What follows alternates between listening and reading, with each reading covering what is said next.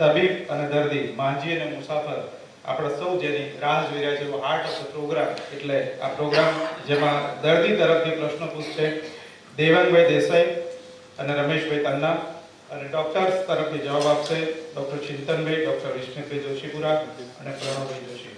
વિશે જ કહેવામાં આવ્યું કે મુસાફર જ્યારે હોડીમાં બેસે ત્યારે નાવમાં બેસ્યા પછી એક સંપૂર્ણ પોતાની જવાબદારી કમ્પ્લીટલી એ માજી પર છોડી દે ત્યારે જ એ મુસાફરી થઈ શકે. એની સામે માજીની પણ એટલી જ નૈતિક જવાબદારી છે કે તે તેના પર ભરોસો મૂકીને બેઠેલ મુસાફરને કોઈ પણ પ્રકારના તોફાનોની વચ્ચે પાર ઉતારે. તમારી સાઈડથી તમે જેમ વિશ્વાસ મૂકીને બેસેલ મુસાફર છો એમ અમારી સાઈડથી અમે મોરલી બાઉન્ડ માજી છીએ અને માજી પોતે જ્યારે તોફાનોની વચ્ચે અંધારામાં મુસાફરી કરાવતો હોય છે, જ્યારે પાર ઉતારતો હોય છે નૈયા, ત્યારે તે કોના પર આધાર રાખતો હોય છે? તમને ખ્યાલ છે? સિતારાઓ અને ઈશ્વર ઉપર. તો આપણે શરૂ કરીએ માજી અને મુસાફર 2.0.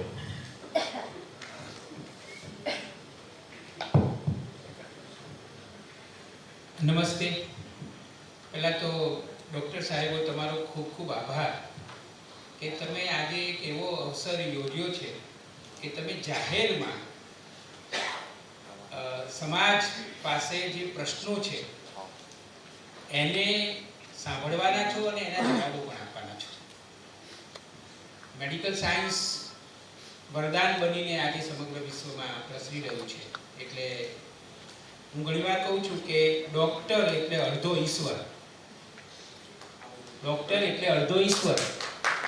તો અને કોરોના આવ્યું એના એક્ઝેક્ટ 100 વર્ષ પહેલાં એક ફ્લૂ આવ્યો હતો અને ત્યારે તો બધું ચોક્કસ ગણતરી નહોતી થતી, એટલે કુલ કેટલા લોકોના મૃત્યુ થયા એનો આંકડો પણ નથી આપણી પાસે, પણ લગભગ 10 કરોડ લોકો એ વખતે અવસાન પામેલા. અને એમાં ગાંધીજીને પણ એ ફ્લૂ થયેલો. ત્યારે અમુક ગાંધીજી અમદાવાદમાં હતા સાબરમતી આશ્રમમાં, પણ ગાંધીજીએ તો 4-5 દિવસના ઉપવાસ કરી અને એમાંથી એ બચી ગયેલા. વિનોબા ભાવેના માતુશ્રી 42 વર્ષની ઉંમરે એ ફ્લૂમાં જતા રહ્યા હતા અને એણે બહુ જ મોટો હાહાકાર મચાવેલો. અને બરાબર 100 વર્ષ પછી કોરોના આવ્યો. ત્યારે એ જમાનામાં 10 કરોડના મૃત્યુ થયા. તો એ જો ટકાવારીની રીતે જોઈએ તો વિશ્વની વસ્તી અને 10 કરોડ તો આંકડો કેટલો મોટો હશે. અને કોરોનામાં 1 કરોડ સુધી પણ આંકડો ન પહોંચવા દીધો. એના માટે મેડિકલ સાયન્સને અમે તમારા આભારી. તમે વિચાર કરો કે મેડિકલ સાયન્સે કેટલો ચમત્કાર કર્યો, વેક્સિન અને બીજું બધું. એને કારણે કેટલું ઓછું નુકસાન થયું, જાનહાનિ કેટલી ઓછી થઈ. એટલે ખરેખર મેડિકલ સાયન્સ ચમત્કાર છે, વરદાન છે. પણ કેટલાક પ્રશ્નો પણ હોય છે. તો એ કેટલાક પ્રશ્નો અમે આજે તમને પૂછવાના છીએ. પહેલો પ્રશ્ન તમને એ પૂછવો છે કે કોઈ પણ રોગ થાય તો મોટાભાગે ટેસ્ટ કરાવવામાં આવતા હોય છે. અને પહેલાં તો એવું હતું કે નાડી પકડીને પણ તરત જ કહી દેવામાં આવતું હતું. હમણાં હું એક મારા મિત્રને મળવા ગયો, એણે તો મને એવું કહ્યું, હવે આ પણ છે હજી, કે રમેશભાઈ હું તમારો ફોટો પાડીને એક વડોદરાની બાજુમાં વૈદ્યરાજ છે એને મોકલીશ ને તો તમને તરત જ તમારે શું લેવું જોઈએ કહી દેશે. એમણે મારો ફોટો પાડ્યો અને 5 મિનિટમાં મારે શું લેવું જોઈએ એનો જવાબ આવી ગયો. અને એમનો નિયમ એવો છે કે રસોડામાંથી જે હોય એ જ રસોડું એ જ મેડિકલ સ્ટોર. એટલે એમણે મારી બાજુમાં એક બેન અમેરિકાથી આવેલા હતા, એમનો ફોટો પાડી મોકલ્યો તો એમને થોડું જુદું આવ્યું. તો એવું પણ હોય છે. પણ હવે તો ટેસ્ટનો જમાનો છે કે ભાઈ ટેસ્ટ કરાવવાનો. પણ એક ફરિયાદ એવી છે ચિંતનભાઈ કે વધારે પડતા ટેસ્ટ કરાવવામાં આવે છે, પછી ઘણીવાર વારંવાર ટેસ્ટ કરાવવામાં આવે છે કે ભાઈ આ તાજામાં તાજો ટેસ્ટ, લેટેસ્ટમાં લેટેસ્ટ ટેસ્ટ હોવો જોઈએ એવું પણ કહેવામાં આવે છે. અને ઘણીવાર એવી પણ ફરિયાદ થાય છે કે ટેસ્ટ એટલા માટે કરાવાય છે કે જરૂર નથી હોતી, પણ પેલો લેબોરેટરી વાળાને નું પરિવાર બરાબર ચાલે અને એનો છોકરાને કેનેડા ભણવા મોકલવાનો હોય તો પણ એમાં થોડીક રાહત રહે એવું માનવામાં આવે છે. તો હકીકત શું છે? આ વાયકા છે, તમે વાસ્તવિકતા અમને જણાવો. નમસ્કાર. વારંવાર આવા પ્રશ્નો મનમાં ઉઠતા રહે છે. ઘણા દર્દીના મોઢા પર શંકા પણ જોઈ શકીએ. કંઈક લખતા હોય ને કે આમ ખબર ના પડે કે અંદર શું વિચારે છે. મંચ ઉપરથી પૂછો છો એટલે કહું છું. ટેસ્ટ હંમેશા ડાયગ્નોસિસને સપોર્ટ કરવા માટે ઓર્ડર કરતા હોઈએ છીએ. મેડિકલ ફિલ્ડ એટલે કે આ એલોપેથીનું જે સાયન્સ અમે ભણ્યા છીએ એમાં પેશન્ટના ડાયગ્નોસિસ સુધી પહોંચવા માટે 3 વસ્તુઓનો સહારો લેતા હોઈએ છીએ. Clinical examination, history. સૌથી પહેલાં તો હિસ્ટ્રી. પેશન્ટને પૂછીએ, ન્યુરોલોજિસ્ટ હોય તો પેશન્ટને પૂછે કે ક્યારે ચક્કર આવ્યા હતા, કેટલી વખત બેભાન રહ્યા હતા, ભાન અવસ્થામાં કઈ રીતે આવ્યા. પ્લાસ્ટિક સર્જન તરીકે મારે એક્સિડન્ટની હિસ્ટ્રી પૂછવી પડે, ડાયાબિટીક, ફૂડ ઇન્ફેક્શન, ગેસ્ટ્રોની હિસ્ટ્રી અલગ અલગ. એટલે હિસ્ટ્રી ઇઝ એન આર્ટ. એ બધા એક્સપર્ટ ટીચર્સ પાસેથી શીખ્યા પછી હિસ્ટ્રી ઉપરથી ઘણી બધી માહિતી અમને મળે. અને જેમ એક સાદો પોલીસ કોન્સ્ટેબલ છે અને એક સીબીઆઈનો ઊંચા દરજ્જાનો ઓફિસર છે, ક્રાઇમ સીન જોઈ તરત જ કહી દે કે ભાઈ આ ક્રિમિનલનો માઇન્ડસેટ હશે અને આ દિશામાં ઇન્વેસ્ટિગેટ કરો, મળી જશે ફટક થઈ. એવી રીતે જે એક એક્સપિરિયન્સ ક્લિનિશિયન છે એ હિસ્ટ્રી ઉપરથી અમુક કન્ક્લુઝન કાઢીને એના પર પહોંચી જાય. એના પછી આવે physical examination. Sometimes history is lacking, કંઈક ઓછું છે, કંઈક અધૂરું છે, અપૂરતું છે. ફિઝિકલ એક્ઝામિનેશન પછી ચેક કરવામાં આવે પેશન્ટને. ન્યુરોલોજિસ્ટ હોય એની સિસ્ટમ્સ જોઈએ, અમે અમારી સિસ્ટમ્સ જોઈએ, કોઈ પણ ડૉક્ટર હોય. અને history, physical examination and then comes the investigations. Investigation પહેલાં નહોતા અને હવે છે. બહુ મોટો ફરક છે, સમજો. કારણ કે પહેલાંના જમાનામાં ઇન્વેસ્ટિગેશન્સ મોડાલિટી જ નહોતી. વધુમાં વધુ સીબીસી એટલે કે હિમોગ્લોબિન ટોટલ કાઉન્ટ એ ગામડામાં કંઈક માઇક્રોસ્કોપ હોય તો, બાકી એમને પેશન્ટના ટંગ, એની જીભ અને નખ જોઈને નક્કી કરતા કોઈ આટલું હિમોગ્લોબિન હશે, ઓપરેશન કરી નાખો. એમાંથી હવે આપણે હાઈફાઈ ઇન્વેસ્ટિગેશન મોડાલિટીઝ રેડિયોલોજીમાં વાત કરીએ તો સુરેન્દ્રનગરમાં હું મોટો થયો, મને ખબર છે કંઈ પણ થાય ને તો ખાલી એક્સરે પડતા. 10મા ધોરણ સુધી સોનોગ્રાફીનું નામ નથી સાંભળ્યું મેં. આવડો મોટો જિલ્લો હતો, જિલ્લાનું મથક હતું, પેટમાં સોનોગ્રાફી થઈ શકે એવી ખબર જ નહોતી. ખાલી એક્સરે જ હોય શરીરમાં, કંઈ પણ હોય. એ હાલત અહીંથી ખાલી 100 કિલોમીટર દૂર એવી હાલત હતી. અત્યારે ત્યાં એમઆરઆઈ મશીનો આવી ગયા છે. એટલે સી જે ઇન્વેસ્ટિગેશન આટલા ડેવલપ થતા જાય છે તો ડૉક્ટર્સ પણ એને ઓર્ડર્સ કરશે ને. એટલે આ એક કારણ છે કે લોકોને અને ડૉક્ટર્સને જે ડિફરન્સ ઓફ ઓપિનિયન પડે છે. ઇન્વેસ્ટિગેશન્સ અવેલેબલ છે. અમારા તરફથી બીજી ડૉક્ટરોમાં એક નવી જનરેશન હવે વેસ્ટર્ન કલ્ચરનું અનુકરણ કરે છે કે સીધા ઇન્વેસ્ટિગેશન ઓર્ડર કરે છે, without taking history, without examining the patient, direct investigation. એ ખોટી વાત છે. આઈ એક્સેપ્ટ કે એ ખોટી વાત છે. અને ઘણા બધા ડૉક્ટર્સ નોલેજ નહીં હોવાના લીધે, અધૂરી જાણકારી, ઓછી જાણકારી કે ટ્રેનિંગના બેઝિક બધા કન્સેપ્ટ ભૂલી ગયા છે કે ઉતાવળમાં એ આવું કરતા હોય, એવું બની શકે. પણ એનો મતલબ એવો નથી કે ઇન્વેસ્ટિગેશન નકામા છે. એનો જ્યુડિશિયસ ઉપયોગ, એટલે એનો પ્રોપર ઉપયોગ એ સૌથી અગત્યની વસ્તુ છે. એકાદ પોઈન્ટ હું વધારે ઉમેરીશ કે ચિંતનભાઈએ કીધું એમ કે અમે જ્યારે પણ પેશન્ટને તપાસીએ, સાંભળીએ અને પછી રિપોર્ટ કરવા માટે મોકલીએ ત્યારે અમારા મગજમાં 3 વસ્તુઓ નક્કી હોય કે રિપોર્ટ મારે એટલા માટે જોઈએ છે કે ધારો કે પેટમાં દુખાવો છે તો એ એપેન્ડિક્સનો દુખાવો નથી, એટલે to rule out any other disease. બીજું, ટુ કન્ફર્મ ધ ડિસીઝ. એટલે ધારો કે મને એમ લાગે કે આ એસિડિટીનો દુખાવો છે તો હું એન્ડોસ્કોપીની એડવાઇસ આપું, તો તે કન્ફર્મ કરવા માટેનો ડિસીઝ છે. અને જ્યારે પેશન્ટ ફોલોઅપમાં આવે ત્યારે અમે અમુક રિપોર્ટ લગાવીએ કે જે દવાઓ છે તેની કોઈ અસર, આડઅસર કેવી છે તે જોવા માટેના રિપોર્ટ હોય છે. પણ ચિંતનભાઈએ કીધું એમ છેલ્લા 2-3 દાયકામાં બીજા 2-3 નવા ઇન્ડિકેશન ઉમેરાયા છે. એક તો સૌથી પહેલું કે પેશન્ટોનો વિશ્વાસ. હું હેડેક માટે જોતો હોઉં અને હું પેશન્ટને હિસ્ટ્રી લઈ, એક્ઝામિન લઈ અને એમ વિચારું કે ભાઈ આધાશીશીનો દુખાવો છે. હવે આધાશીશી એવી વસ્તુ છે કે જે નસોનો પ્રોબ્લેમ છે, એટલે કોઈ રિપોર્ટમાં આવવાની નથી. હું એને સમજાવું, દવા લખી આપું, પછી પણ પેશન્ટ એમ કહે કે સાહેબ સીટી સ્કેન નથી કરાવવું.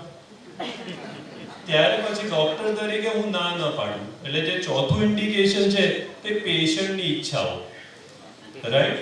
અને 5મું ઇન્ડિકેશન છે મેડિકો લીગલ પ્રોબ્લેમ્સ.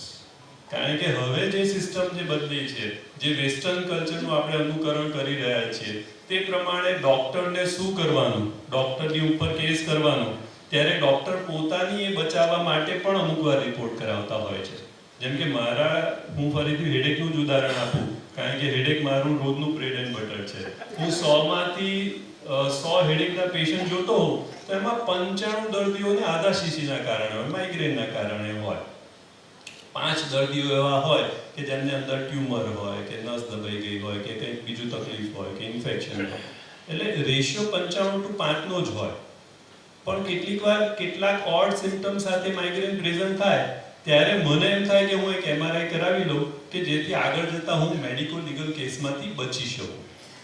એટલે આ જે છેલ્લા 2 દાયકામાં આ 2 નવા ઇન્ડિકેશન કે પેશન્ટ અને રિલેટિવની ઈચ્છાઓ, એમણે કોકનું સાંભળ્યું અને એના કારણે, અને એક આ બીજો મેડિકો લીગલ. ઉપરાંત ઘણી બધી વખત પેશન્ટોને એવું બી થતું હોય છે કે મેં CT સ્કેન કે MRI કે 15-20 દિવસ પહેલા જ કરાવડાવ્યો છે, તો ફરીથી મારે શું કામ કરાવવાનો, આ સાહેબ મને ફરીથી કેમ કહે છે? તો એના પણ ઘણા બધા ટેકનિકલ રીઝન્સ હોય. દાખલા તરીકે તમે તમારા કોઈ નાના ગામમાં CT સ્કેન કરાવીને આવ્યા હો, તો એ CT સ્કેન જે અમારે લેવલનો જોઈતો હોય એટલી માહિતી એમાં ના મળતી હોય, અને એ માહિતી બહુ જ ઇમ્પોર્ટન્ટ હોય એના મેનેજમેન્ટ માટે, એટલે ફરીથી અમારે કરાવવો પડતો હોય. ઘણી બધી વખત અમુક રોગો પ્રોગ્રેસિવ હોય કે 15-20 દિવસ પહેલા એનું અલગ સ્વરૂપ હોય, આજનું તાજું તળેલા ગાંઠિયા જેવું સ્વરૂપ જોવું હોય અમારે, કે આજનું તાજું સ્વરૂપ શું છે, એના માટે અમારે ફરીથી CT સ્કેન કે MRI કે કંઈક કરાવવું પડે. ઘણા બધા ઇન્વેસ્ટિગેશન્સ એવા છે કે જે વન બાય વન આમ નિસરણીની જેમ ઉપર ચડે છે કે નીચે ઉતરે છે, એવું જોવું જરૂરી છે, એટલા માટે રિપીટ કરવામાં આવતા હોય.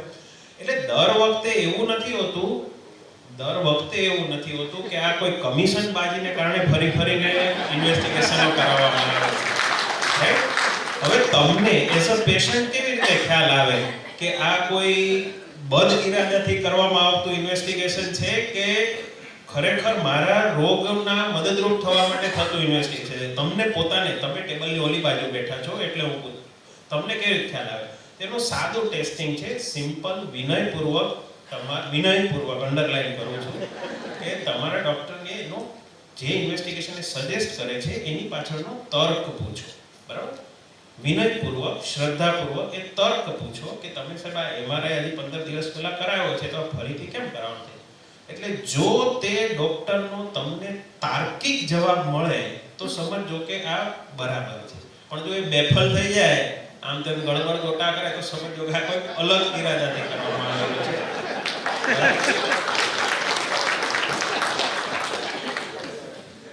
પણ સ્થિતિ વાત એકદમ સાચી છે, બહુ સરસ. પણ મોટા ભાગે મારો અનુભવ છે કે જે માણસ ઇમરજન્સીમાં અથવા તો એક અસાધ્ય બીમારી કે ગંભીર રોગનું ડાયગ્નોસિસ માથે લઈને ફરતો હોય ને, એ તર્ક શક્તિ ગુમાવી બેઠો હોય છે, એ ઇમોશનમાં વહેતો હોય છે. તકલીફ એટલે થાય છે પેશન્ટની તરફથી જો વાત કરીએ ને, તો જ્યારે માણસ દુઃખમાં હોય ને ત્યારે તમે જોજો એ વિચારવાની ક્ષમતા એની ઓછી થઈ જાય છે, પછી એ ઇમોશનના મોજા ઉપર સવાર થઈ જાય છે. અને ત્યારે આજુબાજુના સલાહકારો, એને ક્યાંકથી વાંચેલા WhatsApp યુનિવર્સિટીના મેસેજો, એના લીધે ગેરસમજ ઊભી થતી હોય છે. એટલે ડૉક્ટર તરીકે હું એવું માનું છું, જેમ વિસ્મિતે કીધું, મારે ઘણીવાર આ જ વસ્તુ થાય કે ભાઈ ફેસ ઉપર ઇન્જરી થાય ને, ફ્રેક્ચર સાથે પેશન્ટ આવે, CT સ્કેન લઈને આવ્યો હોય પેશન્ટ, હું જોઉં, પછી ભાઈ આપણે CT સ્કેન રિપીટ કરવો પડશે, અને હું એને કારણ સમજાવું કેમ રિપીટ કરવો પડશે. હમણાં હજી કાલે તો કરાયો કે ફ્રેક્ચર પરમ દિવસે તો થયું છે, કારણ કે CT સ્કેનમાં જે 3 એંગલથી એની ઇમેજીસ લેવી પડે, સગાઇટલ, કોરોનલ અને ટ્રાન્સવર્સ, એમાંથી 2 જ એંગલ લીધા છે. ત્રીજો એંગલ છે એ ડિસાઇડ કરશે મારા માટે કે મારે ઓપરેશન કરવું કે નહીં, અથવા કરવું તો કઈ રીતે કરવું. હવે જેમણે CT સ્કેન પાડ્યો હોય એમને એટલો એના વિશે ખબર નહીં હોય કે ગમે તે કારણ બની શકે. આ એક નોલેજનું લેવલ છે. પેશન્ટોએ હવે આવું કહીએ એટલે પેશન્ટને કોઈ વાર એવું લાગે તો પછી ઓલા સાહેબ ખોટો 3000નો ખર્ચો કરાયો ને. પણ આ જ વસ્તુ આપણને જ્યારે કોઈ બીજા ફિલ્ડમાં અનુભવ થાય, કારણ કે નોલેજના ડિફરન્ટ લેવલ હોય. આજે સુરેન્દ્રનગર કે લીંબડી જેવી નાની જગ્યામાં કોઈ CT સ્કેન મશીન લઈને બેઠો હોય તો 12 મહિનામાં ફ્રેક્ચરનું એક જ પેશન્ટના સ્કેન કરતો હોય, એને ખબર ના હોય કે આમાં 3 લેવલના કટ લેવા પડે. એટલે આ એક ગેરસમજનું કારણ છે, પેશન્ટોએ એ સમજવું જોઈએ. તમારા ત્રણેયના જવાબો ઉપરથી એટલું સમજાયું કે આ ટેસ્ટ જરૂરી હોય છે, સંવેદનશીલ મામલો છે. એટલે ઘણા બધા ટેસ્ટ કરાયા પછી કોઈ મોટી બીમારી પણ ઘણીવાર પકડાઈ જતી હોય છે.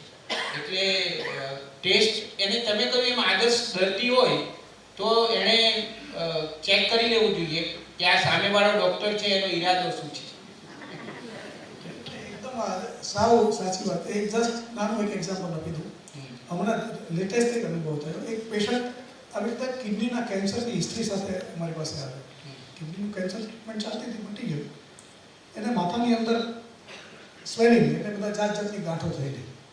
ઓલરેડી એની બાયોપ્સી થઈ ગયેલી, બીજા ડૉક્ટરે બાયોપ્સી કરી નાખેલી, અને એ બાયોપ્સીની અંદર રિપોર્ટમાં કેન્સર નહોતું.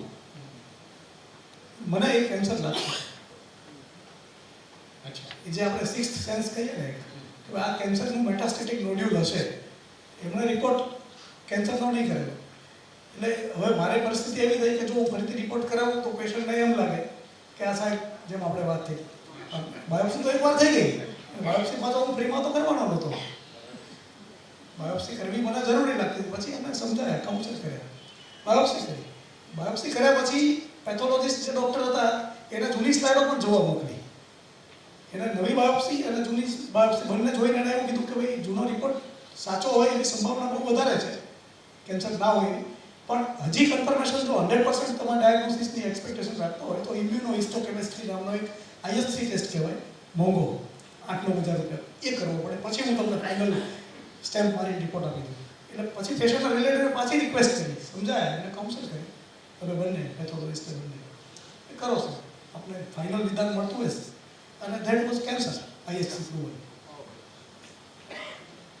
એટલે હવે તમે વિચાર કરો કે મેં એને બાયોપ્સીનો થોડો ખર્ચો કરાયો, ફરીથી બાયોપ્સી કરી, IHC કર્યું, પણ અલ્ટિમેટલી એ ઓપરેશનમાંથી બચી ગયા, કારણ કે કેન્સરનું મેનેજમેન્ટ બદલાઈ ગયું. પછી મેટાસ્ટેટિક ડિસીઝ ઇન ધ સ્કાલ, તો પછી હવે એની ટ્રીટમેન્ટ પ્રોટોકોલ જ ચેન્જ થઈ ગયા, એ પ્રૂવ થઈ ગયું કે કેન્સર હતું.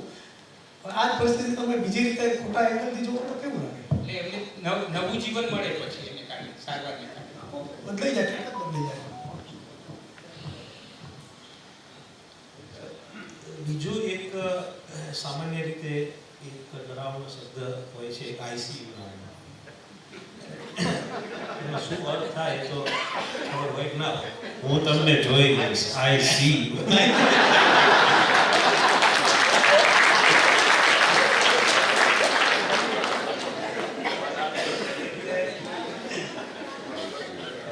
સાચો અર્થ આજે ખબર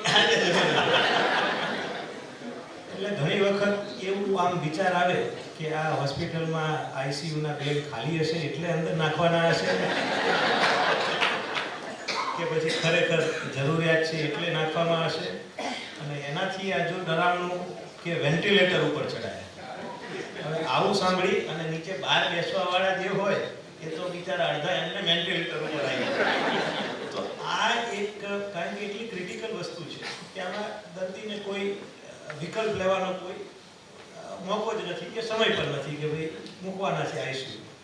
તો એક ઘણી વખત એવું પણ લાગે કે ભાઈ હકીકતમાં જરૂર છે અને સાજો સારો થઈને બહાર નીકળે 2 દિવસમાં, તેમ થાય તારો ખોટો ખર્ચો કર્યો, ખોટો જણાયો હશે અને જરૂરિયાત હોય છે. તો આ એક જરા થોડી કેમ અસમંજસ હોય કે ખરેખર આ ICU ની પાત્ર હોય છે કે વેન્ટિલેટર પછી સમય એમ કે 5 દિવસ સુધી ICU માં રાખ્યા, 4 માં પતવાનું હતું કે નહીં. તો આવી બધી સાહેબ, અને નીચે પાછા બેઠા હોય ને ત્યારે આવા જ વિચારો કરતા હોય. જે મેં કીધું મેડિકલ કોલેજ તો તરત ચાલુ થઈ જાય. તો આ ઉપર જરા આપ થોડોક સ્પષ્ટતા કરો એવી. સાચી વાત છે. ઘણા બધા દર્દીઓને ઇવન અમે પ્રત્યક્ષ જ્યારે સમજાવતા હોઈએ ત્યારે પણ આ સામેથી સવાલ આવે કે સાહેબ ICU રહેવા દો એમ. એટલે મારી ઈચ્છા હોય ને એવી રીતે કે ICU રહેવા દો એમ. એટલે ઘણી બધી વાર અમને મનમાં એવું થાય કે ભાઈ તમે હોટલમાં નથી આવ્યા, હોસ્પિટલમાં આવ્યા છો એવું કહેવાય, પણ અમે કહેતા નથી એવું કે ભાઈ એ ડૉક્ટરનો વિષય છે. ICUમાં ક્યારે એડમિટ કરીએ તેના પણ ચોક્કસ પરિબળો હોય છે કે જે ફેક્ટર્સ કહીએ કે દરેક ડિસીઝને રિલેટેડ, પણ એ દરેક ડિસીઝને રિલેટેડ ફેક્ટર દરેક દર્દીને દરેક વખતે સમજાવી શકાય તેવા જરૂરી નથી હોતા. પણ સામાન્ય હું ફેર કહું તો ICU અને બીજા વોર્ડ કે રૂમમાં એટલો ફરક હોય કે ICUમાં એક MD ડૉક્ટર એટલે પોસ્ટ ગ્રેજ્યુએટ થયેલો મેડિકલ ડૉક્ટર એ 24 કલાક ત્યાં હાજર હોય. ICUમાં બીજી જે સુવિધા મળે તે ઇન્ટેન્સિવ કેર ફેસિલિટી એટલે કે બ્લડ પ્રેશરનું મેનેજમેન્ટ છે, શુગરનું મેનેજમેન્ટ છે, એનું ફીવરનું મેનેજમેન્ટ છે, એ બધું ઇન્ટેન્સિવ રીતે મોનિટર થાય.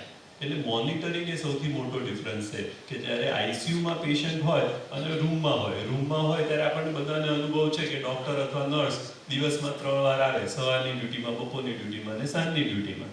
જ્યારે આઈસીયુમાં મોટો ફેરફાર એ થાય કે દર 1 મિનિટનો રેકોર્ડ એ ડૉક્ટર પાસે હોય, એમની પાસે મોનિટર હોય જ્યાં આગળ કન્ટિન્યુઅસ એનું બીપી રેકોર્ડ દર 15 મિનિટે કે અડધો કલાકે થતું હોય તેની ઉપર નજર રહેતી હોય, તેના હૃદયના ધબકારા કેવા વધી રહ્યા છે, ઘટી રહ્યા છે, તેને તાવનું કેટલું પ્રમાણ છે, તે બધું જોઈ શકાય. એટલે આઈસીયુ છે તે વધારે ઘનિષ્ઠ રીતે પેશન્ટની સારવાર માટેની જગ્યા છે. હવે તે કયા રોગમાં કેટલી જરૂર છે તે દરેક રોગ ઉપર ઇન્ડિવિજ્યુઅલી આધાર આપે છે, એટલે આપણે એની ડિટેલમાં જતા નથી. પણ બીજો એમનો એક બહુ અગત્યનો સરસ શબ્દ જેનાથી આપણે બધા ગભરાઈએ છીએ તે વેન્ટિલેટર. હવે વેન્ટિલેટર માટે ઘણા બધા મિથ્સ આપણને ખબર છે કે વેન્ટિલેટર સાથે બધા આપણે એમ જ કહીએ કે ભાઈ વેન્ટિલેટર પર મૂક્યું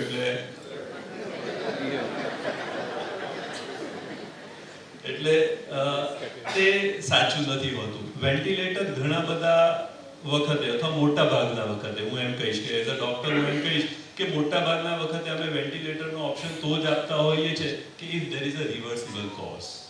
જો એ રોગ મટી શકે તેવો હોય, જો તેના માટે થોડો સમયની જરૂર હોય, કારણ કે દરેક દવા શરૂ કરીએ તો તાત્કાલિક અસર કરવાની નથી, પણ એ દવા અસર કરવાથી જો આપણને રિઝલ્ટમાં પોઝિટિવ મળતું હોય તો ત્યાં સુધી પેશન્ટની લાઈફ સિસ્ટમને સપોર્ટ આપવા માટે વેન્ટિલેટર છે.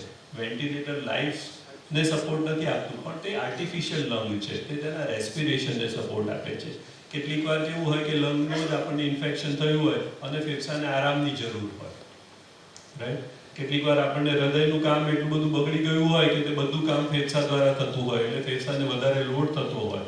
કેટલીક વાર ફેફસામાં પાણી ભરાઈ ગયું. આ બધા રિવર્સિબલ કોઝિસ છે કે જ્યારે વેન્ટિલેટર આપણને સમય પૂરો પાડે છે કે જ્યાં સુધી દવાઓ અને બાકી બધી વસ્તુઓ અસર કરે ત્યાં સુધી તે આપણા ફેફસાના ઓક્સિજન અને કાર્બન ડાયોક્સાઇડના આદાન પ્રદાનનું કામ આર્ટિફિશિયલી કરી આપે છે કે જેથી લંગ જે નથી કરી શકતું તે આપણે તેના દ્વારા પૂરતું કરીએ છીએ.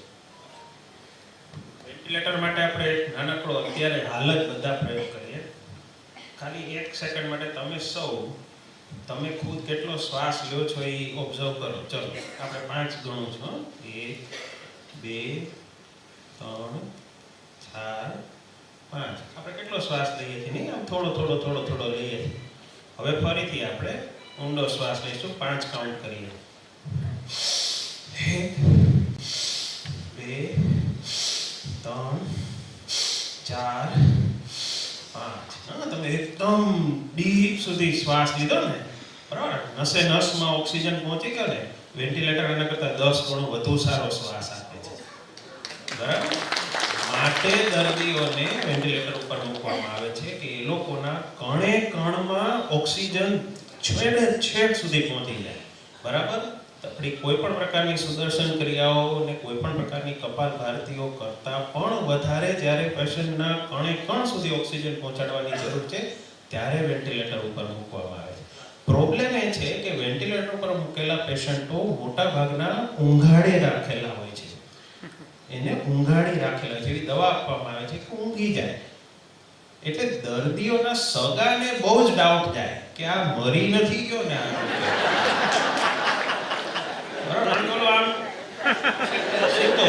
હવે એકચ્યુઅલી તમે તમારા લાઈફમાં બિલકુલ મોશનલેસ માણસ કયો જોયો હોય જે મરી ગયો હોય?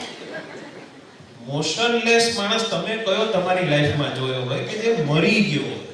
એટલે દર્દીના સાથે મગજમાં એવી ઇમ્પ્રેશન ઊભી થાય કે આ એકચ્યુઅલી મળતું છે અને ઓલું મશીન ફૂસ કર્યા કરે અને આ બદમાશ ડાક્ટરો એમાંથી પૈસા ભેગા કરે અને એમાં પાછી એવા પિક્ચરો આવે છે. ફિલ્મોમાં આપણા વિખ્યાત કુમારો એવા પિક્ચર બી બનાવે છે. એટલે આપણને એમ લાગે કે મારો બેટો આ મરી ગયેલા દર્દીઓને ખોટા શ્વાસ આપીને આ બદમાશ ડાક્ટરો પોતાના ઘર ભરે છે. પરંતુ કોઈ પણ મૃત વ્યક્તિ હોય ને એ તો સાવ સાદો કરે. હવે આમાંય હું તમને તમારો ટેસ્ટ આપું કે તમારું દર્દી મરી ગયું કે જીવતું છે. હે, એનો બી તમારે ટેસ્ટ કરવો તો તમે સાદી વાત સમજો કે જે લાશ પડી ગઈ છે, હા લાશ છે, લાશ એમાં શું થાય, ગંધ મારે. લાશની ગંધ તમને ના ખબર હોય તો ઘરમાં જે ઉંદરડો મરી ગયો હોય એવી જ વાસ માણસમાંથી આવે, રાઈટ? તો શું તમારા દર્દીમાંથી એવી ગંધ આવી રહી છે? શું એને રાઇગર મોર્ટિસ એટલે કે એકદમ આમ લાકડા જેવું શરીર થઈ ગયું છે, બરાબર? જેને મળાગાંઠ કહેવામાં આવે એવું થઈ ગયું છે? ન જ હોય, કારણ કે એ ખરેખર જીવતો માણસ છે, વેન્ટિલેટર ઉપર મૂકીને એને ઊંઘાડે, રાઈટ? એટલે એવા મહેરબાની કરીને કોઈ પણ પ્રકારના અપપ્રચાર અને એવી ખોટી માન્યતાઓમાં ના આવશો કે આ લોકો લાશોને વેન્ટિલેટર ઉપર ચડાવીને પૈસા ખંખે છે.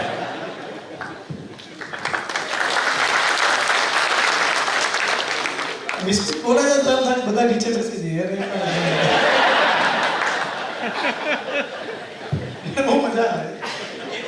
થોડુંક આમાં દ્વારા આગળ વધવું છે કે આ આઈસીયુમાં તો દર્દી પહોંચી ગયા, વેન્ટિલેટર ઉપર છે.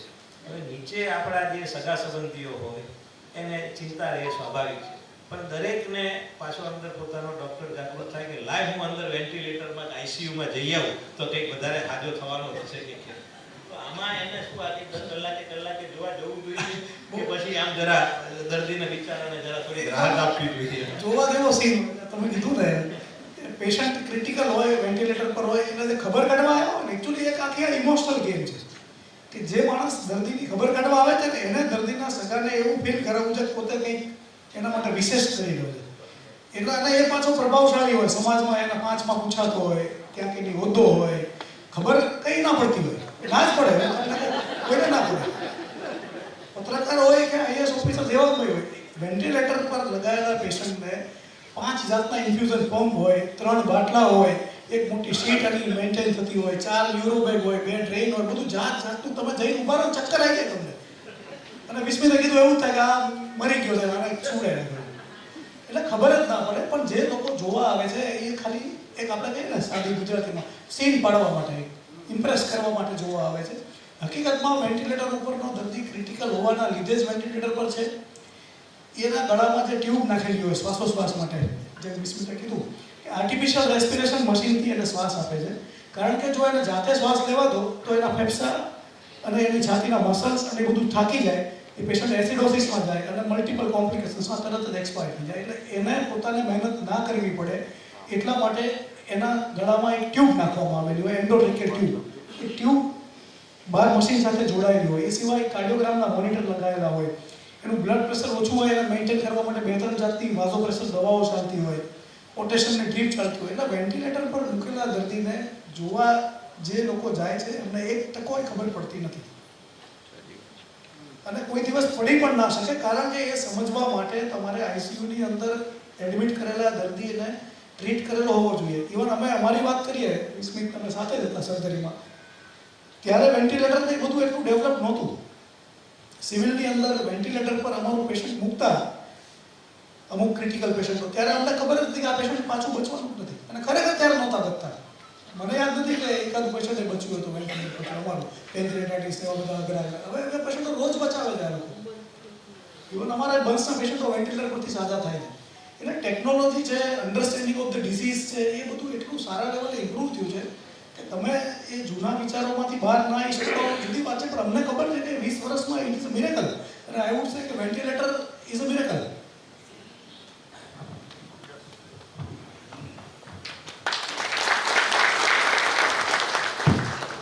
ડૉક્ટર સાહેબ, થોડા સમય પહેલાં સૌરાષ્ટ્રના એક હૃદયરોગના ડૉક્ટર, કાર્ડિયોલોજિસ્ટ, બહુ નાની ઉંમરે અવસાન પામી, 45 વર્ષની ઉંમરે. જેને બહુ નામાંકિત ડૉક્ટર હતા અને એમણે પોતે સંખ્યાબંધ લોકોને બચાવેલા. તો ડૉક્ટરો અને તણાવ, કારણ કે તમે સતત જીવન મરણ વચ્ચે જે દર્દીઓ હોય છે એની સાથે કામ કરતા હોય છે ડૉક્ટરો, ત્યારે આ એક પ્રશ્ન પૂછવાનું મન થાય કે ડૉક્ટરો પોતે કેટલો પોતાના કામ દરમિયાન તણાવ અનુભવતા હોય છે. પણ તો કામમાં તણાવ ને ઘરે તણાવ.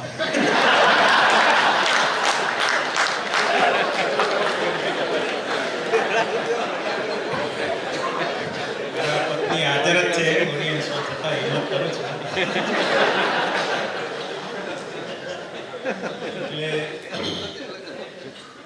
જુઓ કોઈ પણ પણ તમારે એક જ બાજુ તણાવ એમાં તમે એટલે આ વ્યવસાય એકચ્યુઅલી ખૂબ અતિશય ગંભીર પ્રકારનો આ વ્યવસાય છે. તમને સાદું એક ઉદાહરણ દર વખતે હું આપતો હોઉં છું કે રાજકુમાર સિદ્ધાર્થ આખી જિંદગી મોજ મજામાં રહ્યો અને ફક્ત એક જ વખત એણે એક વૃદ્ધ જોયો, એક રોગી જોયો અને એક મૃતદેહ જોયો. એ ત્રણ જ સીનમાં એ માણસ સિદ્ધાર્થમાંથી બુદ્ધ થઈ ગયો. અમે વર્ષોથી જોયા જ કરીએ છીએ.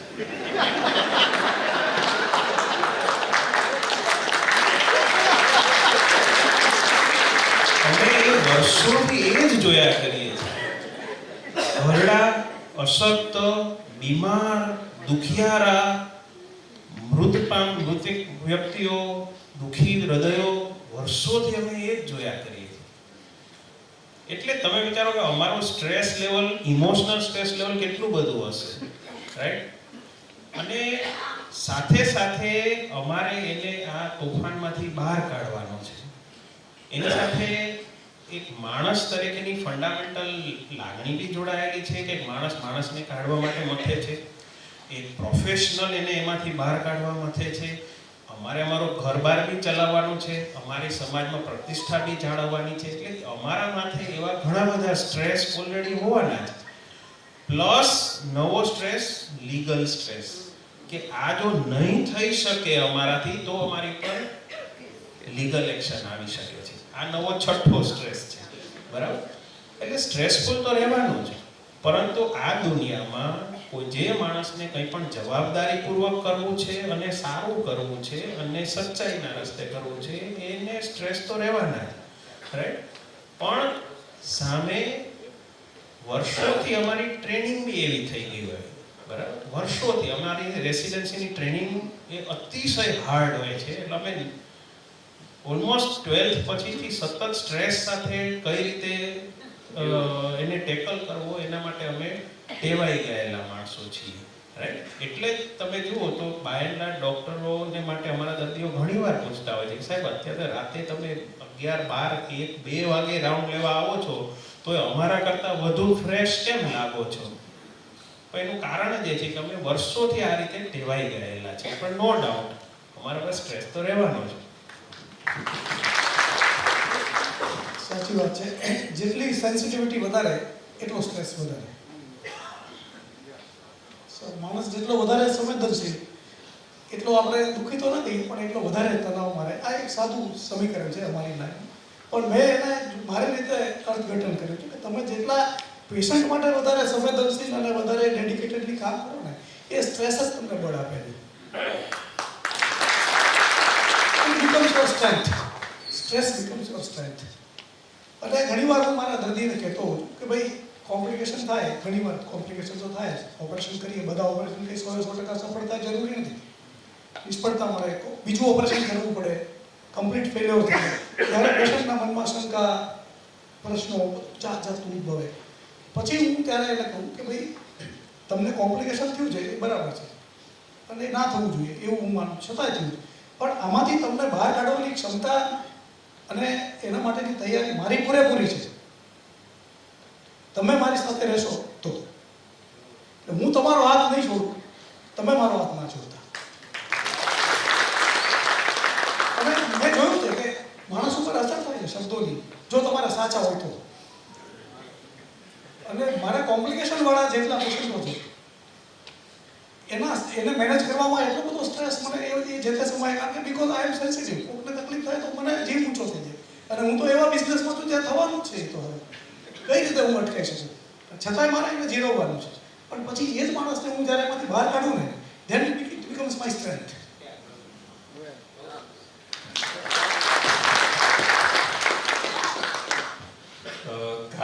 દિવસના કામ દરમિયાન તો સ્ટ્રેસ હોય ત્યાં સુધી વાંધો નથી, પણ સામાજિક કાર્યક્રમોમાં જવાનું પણ અમને બહુ સ્ટ્રેસ હોય છે.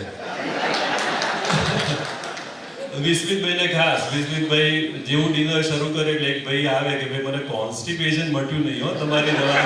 વિસ્મિતભાઈ બિચારા ખાતા ખાતા અમે તો લગ્નોમાં જઈએ ને ત્યારે અમારી ઓપીડી તો ચાલુ છે.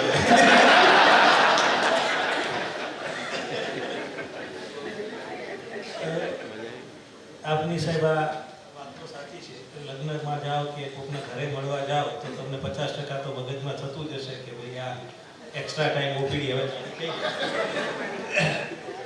એની સાથે સાથે સાહેબ એક મેડિસિનને લગતો પ્રશ્ન આપને પૂછી દઉં કે અત્યારે એ કામ બીજી બધી પેરેલલ મેડિસિનના સમયની અંદર એક એલોપેથિક મેડિસિનના ઓવરયુઝ કે ભાઈ આની બહુ આડઅસરો થાય છે એટલે ઘણી વખત જરૂરી હોય તો પણ ડૉક્ટર આમ લોકો ટાળે કે ભાઈ નહીં લઈ તો ચાલશે. અને બીજી બાજુ એવું એ છે કે જરૂર ના હોય તો લીધા છે. એટલે આ બંને પેરાડોક્સ છે. એટલે ઘણી વખત કોઈ ક્રિટિકલ કેસ હોય કે ભાઈ આપણે બધા એક વસ્તુ છે, બધા એમ હાથ તો ઊંચો કરે કે અત્યારે કોઈ ગોળી વગર તો જીવતું નથી, પણ તેમ છતાં એક સંશય મગજમાં રહ્યા કરે કે હું આ લાંબો સમય આ ગોળીઓ લઈશ તો એની આડઅસરો શું થશે, તો એની ચિંતામાં વાળી પાસે બીજો એક રોગ દાખલ થઈ જાય. તો આ હકીકતમાં ક્યાં બેલેન્સ કરવું અને શું આ બેલેન્સની આમ formula? Allopathic medicine side effects માટે વધારે બદનામ છે. કારણ કે ઇફેક્ટ માટે આપણે સૌથી પહેલા કીધું એમ કે ભાઈ આપણને જે આટલા વર્ષો જીવનમાં ઉમેરી આપ્યા તે આપણે કદાચ નથી જોઈ શકતા. કારણ કે આપણે જે જોઈએ છે તે આપણું પર્સનલ વ્યૂ જોઈએ છે, સામાજિક વ્યૂ રીતે નથી જોતા કે ભાઈ મારા જીવનના 20 વર્ષો મને દવા મળ્યા. અને એલોપેથી સિવાય પણ આયુર્વેદ કે હોમિયોપેથીની દવાઓની સાઇડ ઇફેક્ટ ઓછી હોય છે અથવા નથી હોતી તેવું એક સામાન્ય જીવનમાં પ્રચલિત એ છે. એલોપેથી દવા માટે એવું છે કે અમારી દવાઓની સાઇડ ઇફેક્ટ્સ બહુ જ ઓપન હોય છે. ઓપન એટલે ધારો કે એક પેરાસિટામોલ છે, તેનું જ્યારે સંશોધન થયું ત્યારે તે ઓછા 10,000 લોકો ઉપર ટ્રાયલ થયા. અને પેરાસિટામોલ ધારો કે તાવ માટે આપી તો એમણે 4 ગ્રુપ નક્કી કર્યા કે ભાઈ તાવવાળા દર્દીને આપીને જોઈએ, જેને તાવ નથી તેને આપીને જોઈએ, જેને તાવ છે તેને પેરાસિટામોલ નહીં આપીને જોઈએ, અને જેને તાવ પણ નથી અને તાવ પણ નથી અને કંઈ નથી એને બીજી કોઈક દવા આપીને જોઈએ. અને પછી એ 4 ગ્રુપનું સાથે મળી અને 10,000 દર્દીઓમાં કે 5,000માં કે 15,000માં તે દર્દીઓનું સર્વેક્ષણ કરવામાં આવે. હવે વિચારો કે મને તાવ છે અને મેં પેરાસિટામોલ લીધી. કેટલીક વાર એવું બને કે પેરાસિટામોલ લીધા પછી પણ તાવ ઉતરે નહીં, અથવા તાવ ઉતરે ને પછી ફરી આવે. એટલે હું ડૉક્ટરને કહું કે ભાઈ મને ફરી તાવ આવ્યો પેરાસિટામોલ લીધા પછી. હવે એલોપેથીમાં એવું છે કે મેં દવા લીધી અને એના પછી મને તાવ આવ્યો તો પેરાસિટામોલ તાવની દવા હોવા છતાં તેની સાઇડ ઇફેક્ટ તરીકે તાવ એ નોટ કરી લેવામાં આવે છે. તમે સમજ્યા સૂક્ષ્મ અર્થ? એ પેરાસિટામોલની સાઇડ ઇફેક્ટ નથી, પણ તાવ હજી ઉતર્યો નથી અથવા ઉતર્યા પછી ફરીથી જે ઇન્ફેક્શન મળ્યું નથી તેના કારણે ફરી ચડ્યો છે, પણ તે તાવ પેરાસિટામોલની સાઇડ ઇફેક્ટ તરીકે નોંધી રાખવામાં આવે છે કે ભાઈ એક દર્દીમાં આવું જોવા મળ્યું છે, બીજા, ત્રીજા, ચોથા, પાંચમા, 50 દર્દીઓમાં આવું જોવા મળ્યું છે કે નહીં. એટલે દરેક સાઇડ ઇફેક્ટ, દરેક નાની વસ્તુ, ધારો કે મેં પેરાસિટામોલ લીધી ને મને ઉલટી થઈ ગઈ, મને તાવ છે, પેટમાં ઠીક નથી ને ઉલટી થઈ ગઈ, તો એ ઉલટી પણ એની સાઇડ ઇફેક્ટ તરીકે લખી રાખવામાં આવે છે. સો એલોપેથીએ આટલા બધા વર્ષોમાં સંશોધનમાં એવું કર્યું કે દરેક ચિહ્ન કે જે દવા લીધા પછી જે નોંધવામાં આવે છે તે નોંધી રાખ્યું છે.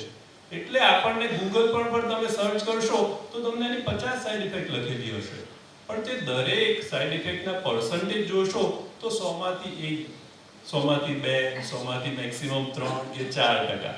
જો કોઈ પણ સાઇડ ઇફેક્ટ 15%થી વધારે હોય ને તો તે મોટાભાગની દવાઓ પાસ જ નથી થતી, તેની સ્ક્રુટિનીમાંથી જ આગળ વધતી નથી. રાઈટ? એટલે સાઇડ ઇફેક્ટ હોય છે પણ તે બહુ જ ઓછા પ્રમાણમાં હોય છે, પણ તે કેટલા પર્સન્ટેજ અને કેટલા દર્દીઓમાં હોય છે તે પણ આપણે એના માટે થોડું ધ્યાન રાખવું જોઈએ.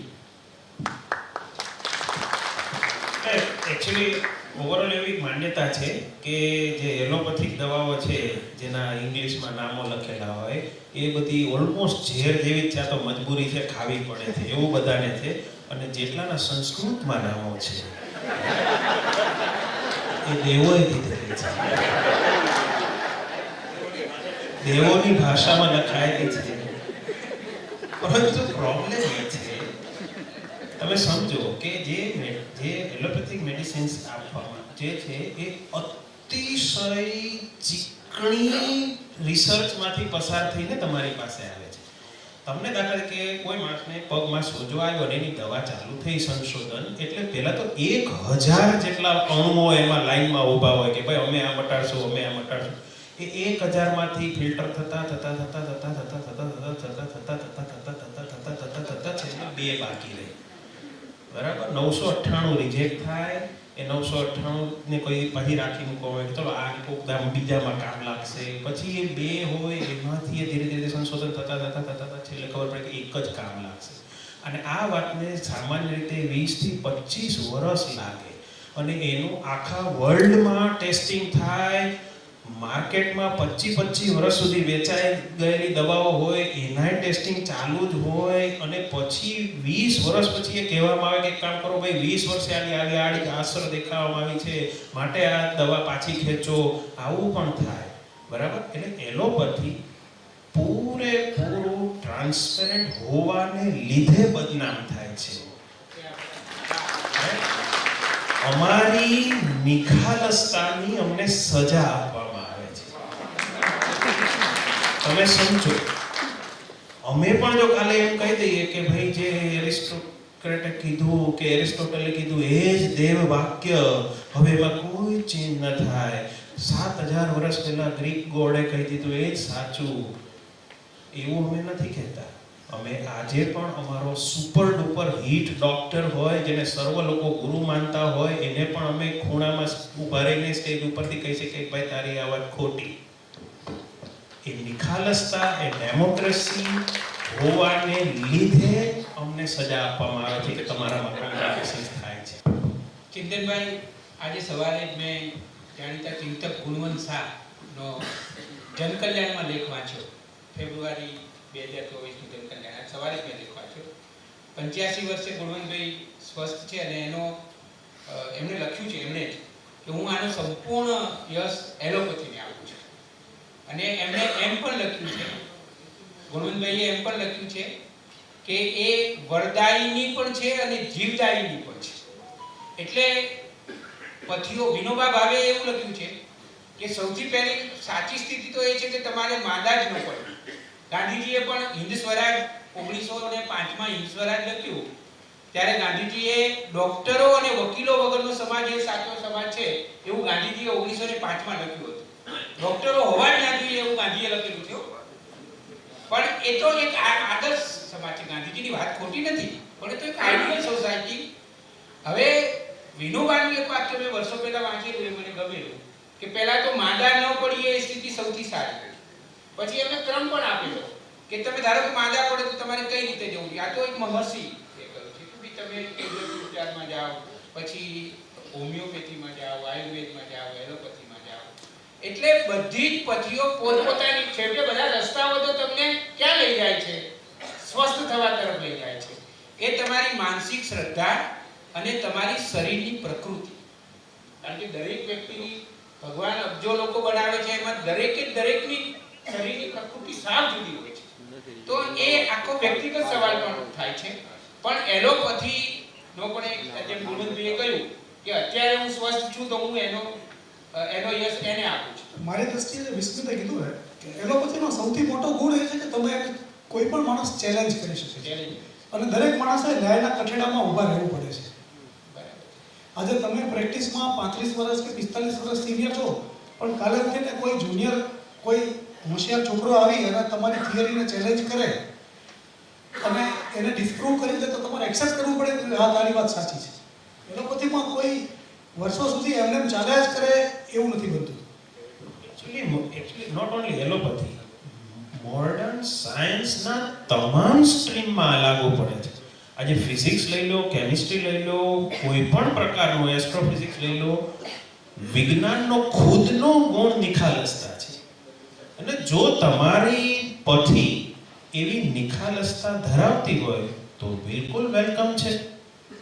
બિલકુલ અમે એવું કહેતા જ નથી તમે આજે હળદરથી ટ્રીટ કરો, તમે તુલસીથી ટ્રીટ કરો, પરંતુ એ આ તમામ પ્રકારના ટેસ્ટિંગ પાસ થઈને આવેલ હોવું જોઈએ, નહીં કે કોઈએ કીધું લે છે માટે. તમે એટલી નિખાલસતાથી અને એટલી તાર્કિક રીતે તમામ જગ્યાએ ટેસ્ટ થઈને આવો, બિલકુલ આપ વેલકમ છે. હવે આપણે આગળના સવાલ તરફ જઈએ. આ વિશ્વમાં ઘણા લોકો દર્દીઓ તરીકે પૃથ્વી પર આવતા હોય છે અને આ વિશ્વમાં ઘણા દર્દીઓ ટેસ્ટો કરાવવા જન્મ્યા હોય છે કે ભાઈ એ કંઈ પણ થાય એટલે જ્યાં સુધી 15 ટેસ્ટ ના કરાવે ત્યાં સુધી એ લોકોને સંતોષ થતો નથી. અને ઘણા દર્દીઓ તો એવા હોય છે જે ડોક્ટરને ભણવાનું બાકી રહી ગયું હોય છે એ ભણાવે છે. આવા પત્રકાર તરીકે મેં ઘણા દ્રશ્યો જોયા છે. અમારા ફેમિલી ફિઝિશિયન ત્યાં હું જાઉં તો એકવાર એક બેન આવેલા તો કઈ દવા આપવી એ ડોક્ટરને એ જ કહેતા હતા, પણ અમારા ડોક્ટર નહોતા જ આપતા. પછી મેં તો સાહેબ એમને આપી દો, એમને ખબર પડે છે તો તમે શું માર્કેટ માથા કરો. હવે એક કન્સેપ્ટ એવો છે કે જેમ નિષ્ણાત ડોક્ટર હોય છે એમ આઈડિયલ પેશન્ટ, આદર્શ દર્દી હોઈ શકે જીવી રહ્યા છે. મારે તમને સવાલ એ કરવો છે કે જેમ ડોક્ટરોને ભણવા માટે કે ડોક્ટરોને તૈયાર કરવા માટે આખી સુવિધા છે, સિસ્ટમ છે, એવી રીતે શું દર્દીઓ માટે કોઈ એવી તાલીમ વ્યવસ્થા ગોઠવી શકાય? હોવું જોઈએ. એટલે એવી વ્યવસ્થા આમ એકચ્યુઅલી ખરેખર ફિઝિબલ ના થઈ શકે, પણ અમને કેવા દર્દી ગમે એ હું તમને કહી શકું. એ કહી શકું તમને. પહેલી વસ્તુ તો કે જેથી આનો રીઝન છે કે જેથી કરીને અલ્ટિમેટલી જે આઉટકમ છે એ અમારી ટ્રીટમેન્ટ જે હોય સજેસ્ટ કરેલી એ ઉપરાંત પેશન્ટનો રિસ્પોન્સ, પેશન્ટની સમજણ એના પર પણ બહુ જ આધાર રાખે છે. તો પહેલી વસ્તુ આપણે મગજની રીતે એટલે માઇન્ડસેટની રીતે કહીએ તો માઇન્ડસેટના ક્રાઇટેરિયા જો હું જોઉં તો ઓલવેઝ તમે જ્યારે બી તમારા ડૉક્ટર પાસે જાઓ છો ત્યારે પોઝિટિવ માઇન્ડસેટ સાથે જાઓ. શંકા કુશંકા કે આ મને લૂંટી લેશે ને ચીરી નાખશે ને આ તો બધા ભેગા થયા છે મજબૂરીથી જવું પડે છે, આવા બધા માઇન્ડ કલુષિત મગજથી ન જવું. કારણ કે 85 to 90% ઓફ ધ ટાઈમ તમારી સામે જે ડૉક્ટર છે એ તમારું સારું કરવા જ બેઠેલો છે. એનો કદાચ એપ્રોચ નાનો મોટો આમ તેમ ખાંચાખૂચીવાળો હોઈ શકે, પણ એનો ઈરાદો સાવ ખરાબ હોય એવું બહુ જ ઓછું હોય. એટલે પહેલી વસ્તુ માઇન્ડસેટ. બીજી વસ્તુ છે ભયભીત થઈને ન જાઓ. બરાબર, તમારા રોગોથી ભયભીત થઈને ન જાઓ. હવે આજે મારો પગ તૂટી ગયો છે કે તો તૂટી ગયો તો તૂટી ગયો છે, હું કંઈ અમરપટ્ટો લખાવીને તો આવ્યો નથી, મારો પગે તૂટી શકે. બરાબર, તો હું ત્યાં જાઉં તો પૂરેપૂરા ભય વિના જાઉં, શંકા વિના જાઉં, ઉપરવાળા ઈશ્વરની શ્રદ્ધા સાથે જાઉં. આટલું માઇન્ડસેટની તૈયારી પેશન્ટની હોવી જોઈએ. આવા પેશન્ટો અમને રિપીટેડલી મળતા બી હોય છે અને અમે જોતા બી હોઈએ છીએ કે આ લોકોની રિકવરી અદ્ભુત હોય છે. ડાઉટફુલ, શંકાશીલ, સંશયાત્માઓનો વિનાશ જ થતો હોય છે, એ બી એક હકીકત છે. પછી એક્ચ્યુઅલ તૈયારીમાં તમારા જે અત્યાર સુધીમાં તમને જે સિમ્પટમ્સ થતા હોય એ સિમ્પટમ્સ પ્રોપર લોજિકલ ઓર્ડરમાં કહો. કે મને 2 વર્ષ પહેલા માથું દુખતું હતું, પછી ગળામાં દુખતું હતું, ઉધરસ થઈ, વજન ઉતર્યું, એકદમ લોજિકલ ઓર્ડરમાં વાત રજૂ કરો. એટલે સામેવાળા ડૉક્ટરને પહેલાં તો ખબર પડશે કે આ માણસ સિન્સિયરલી આવ્યો છે, એ ખુદ બી થોડોક ડિસિપ્લિન થઈ જાય ડૉક્ટર વિચારવામાં, અને એને પોતાને નિર્ણય લેવામાં સહેલું પડે. એવી આડી અવળી લોકો વાતો કરતા હોય ને અમે કન્ફ્યુઝ થઈ જઈએ. લોકો ચાલુ કરે, અમે પછી પોરબંદરથી બસમાં બેઠા અને પછી સાહેબ જુનાગઢ ગયા, ત્યાં સિટી સ્કેન કરાવ્યો, ત્યાં સોડા બેઠા ને ઉલટી થાય. હવે એમાં તારે પોરબંદર, જુનાગઢ, સિટી સ્કેન ને સોડા આની અંદર મારે ત્યાં સેટ કરવું. પાછો થોડીક વખત ઓલો બજરંગ સોડા વાળો છે, બરાબર, તું એ વચ્ચે ક્યાં ઘુસાડા ભાઈ, તું આવી વાત કર. પછી ઘણા પેશન્ટો ડાયરેક્ટ ડાયગ્નોસિસ બોલવા માંડે કે સાહેબ મને છે ને ફલાણું થયું હતું ને એટલે તને શું તકલીફ થઈ હતી ભાઈ, તને ઉલટી થઈ હતી એ બોલ ને, તું તને ગેસ્ટ્રાઇટિસ થઈ તો હું નક્કી કરીશ. એટલે તમે જે કંઈ કહો તમારા ચિહ્નો લોજિકલ ઓર્ડરમાં બોલો. બીજી વસ્તુ કે તમે જે કંઈ ઇન્વેસ્ટિગેશન્સ કરાવ્યા છે એને તારીખબદ્ધ રીતે ગોઠવીને આવો. રાઈટ, મોટાભાગના ડોક્ટરો, તમે કદાચ ધ્યાનથી જોયું હશે કે નહીં, મોટાભાગના ડોક્ટરો ફાઇલ ઊંધેથી વાંચવાની શરૂ કરે. કારણ કે પાછળથી આગળ આવતા જાય. 2018, 19, 20, 21, 22, 23, 24, રાઈટ? એવી રીતે કાગળિયા ગોઠવેલા હોય તો અમને બી થોડું સહેલું પડે. મોટાભાગે અમે જોતા હોઈએ છીએ કે કાગળિયા નાણામાં શું હોય તો કે બિલો. સૌથી અગત્યના તમારા જે કાગળો છે એમાં હું તમને અત્યારે એવું હોય તો લખી રાખો. એક છે તમારી ડિસ્ચાર્જ સમરીઓ, એટલે કે તમને કંઈ અગાઉ ઓપરેશનો થયેલા હોય કે દાખલ થયા તેની ડિસ્ચાર્જ સમરીઓ. 2 જ પાનાનો એ કાગળ હોય છે, પણ એટલો બધો મહત્વનો હોય છે ને ભાગ્યે જ પેશન્ટો સાચવે છે. આ એક હકીકત છે, રાઈટ? બીજું તમારી ઓપરેશન નોટ્સ હોય. ત્રીજું તમારા સીટી સ્કેન કે MRI ના રિપોર્ટ્સ હોય, સોનોગ્રાફીના રિપોર્ટ્સ હોય, એ સાચવી રાખો. બરાબર? ચોથી વસ્તુ કે તમને કોઈ પર્ટિક્યુલર ડોક્ટરે કોઈ સલાહ આપી હોય એની દવાઓનું એક લિસ્ટ રાખી, કોમન લિસ્ટ રાખો. હવે તમે 5 ડોક્ટરને બતાવ્યું હોય અને 40 જાતની દવા ચાલતી હોય, એમ છૂટી રાખવાને બદલે તમે એક લિસ્ટ બનાવો કે હું સવારે આ દવા ખાઉં છું. છતાં આ ન ફાવે એમ હોય તો સૌથી દેશી લાગતો ઈલાજ છે કે તમારો દવાનો ડબ્બો જ ભેગો લઈ જાઓ કે હું આ ખાઉં છું, રાઈટ? એ બહુ અગત્યનું છે ને. એમાંથી ઘણી બધી રહસ્યો મળી આવતા હોય છે. હમણાં જ એક પેશન્ટ મેં જોયું હતું કે પેન્ટોપ્રાઝોલ દિવસની 8 ખાતો હતો. એને ખુદને ખબર નહોતી, પછી કે મારા ડાયરિયા મળતા નથી. બરાબર? એનો ડબ્બો ખોલાવ્યો ત્યારે ખબર પડી. ઘણી બધી વખત પેશન્ટો લોહી પાતળું કરવાની દવાઓ લેતા હોય, એને ખુદને ખબર જ ના હોય. બરાબર? પણ એ તમે દવાનો ડબ્બો જ લઈ જાઓ કે આ ડબ્બો અને હું ખાઉં છું. બરાબર? એટલે આ બધી સજ્જતાઓ છે.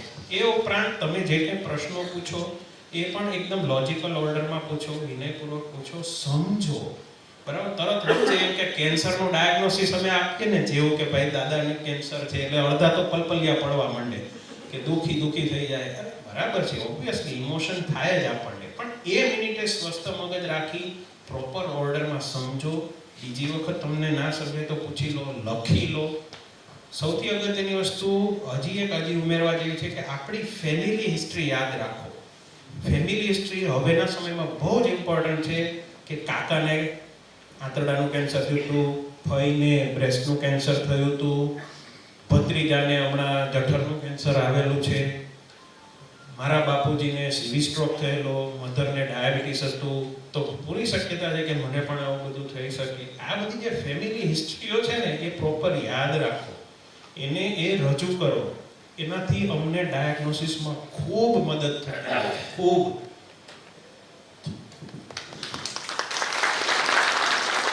વિસ્મિતભાઈએ કીધું કે શું આદર્શ દર્દીએ કરવું જોઈએ. હું 2-3 પોઈન્ટ કહું કે શું ના કરવું જોઈએ. એક તો સૌથી પહેલા બધા મારા જેવા ડોક્ટરને ઓલરેડી બેતાલાના ચશ્મા આવી ગયા, એટલે મોબાઈલ ઉપર રિપોર્ટ ન બતાવો. કારણ કે કોઈ પણ રિપોર્ટ પૂછે ને એટલે મોબાઈલ કાઢીને બતાવે, સાહેબ જોઈ લો ને આમાં. એટલે મોબાઈલ ઉપર રિપોર્ટ ન બતાવો, સૌથી પહેલું એ. અને બીજું કે તમને જે પણ પ્રશ્નો હોય અથવા જેને પણ પ્રશ્નો હોય તેને સાથે લઈને આવો. કોઈની સાથે ચાલુ કન્સલ્ટેશન ફોન પર વાત ન કરાવો કે તમે જરા આને પણ સમજાવી દો ને. એ અમારા ડોક્ટરો માટે ઘણી બધી વાર મુશ્કેલીનો એ થઈ જતો હોય છે. તમે એક સીન ઇમેજિન કરો કે તમે ફ્લાઇટમાં જાઓ છો અહીંથી મુંબઈ, અને કોકપિટ, હજી ફ્લાઇટ ઉપડવાની વાત છે, કોકપિટનું બારણું ખુલ્યું, તમે અંદરથી ઓલા પાયલટને કહો, સાહેબ તમારા માસી છોકરા સાથે વાત કરો ને, જામનગરમાં છકડો ચલાવે છે, કેવું લાગશે? How that pilot will feel? અમને આવું લાગે છે. લોકો આવી વાત કરે, અમારો ફલાણાનો માસી છોકરાનો મેડિકલ સ્ટોર છે જુનાગઢમાં, વાત કરો ને એને જરા સમજાવો. અલ્યા ભાઈ, એ મેડિકલ સ્ટોર ચલાવે છે, જુનાગઢમાં બેઠો છે, સૌરાષ્ટ્રના ક્યાંક ગામડામાં, એને શું ખબર પડશે તારું ડાયગ્નોસિસ? તું જાતે સમજ. એટલે પેશન્ટોને એ લોજિક નથી ખબર પડતું. ભાઈ તમારા ઘરમાં જે કંઈ જેને તમે બુદ્ધિમાન કે સમજદાર માનો છો એને સાથે લઈને આવો. એને ફોન પર ત્યાં 500 કિલોમીટર દૂરથી વાત કરાવીને કોઈ મતલબ સરવાળો નથી. અને એ પાછો મોટો પંડિત હોય એમ વાત સાંભળશે આપણી, અને 2 પ્રશ્નો એવા ઇરેલેવન્ટ પૂછશે આપણને. ત્યારે અમારી કસોટી થાય કે આની ઉપર ગુસ્સે કેમ ના થયું.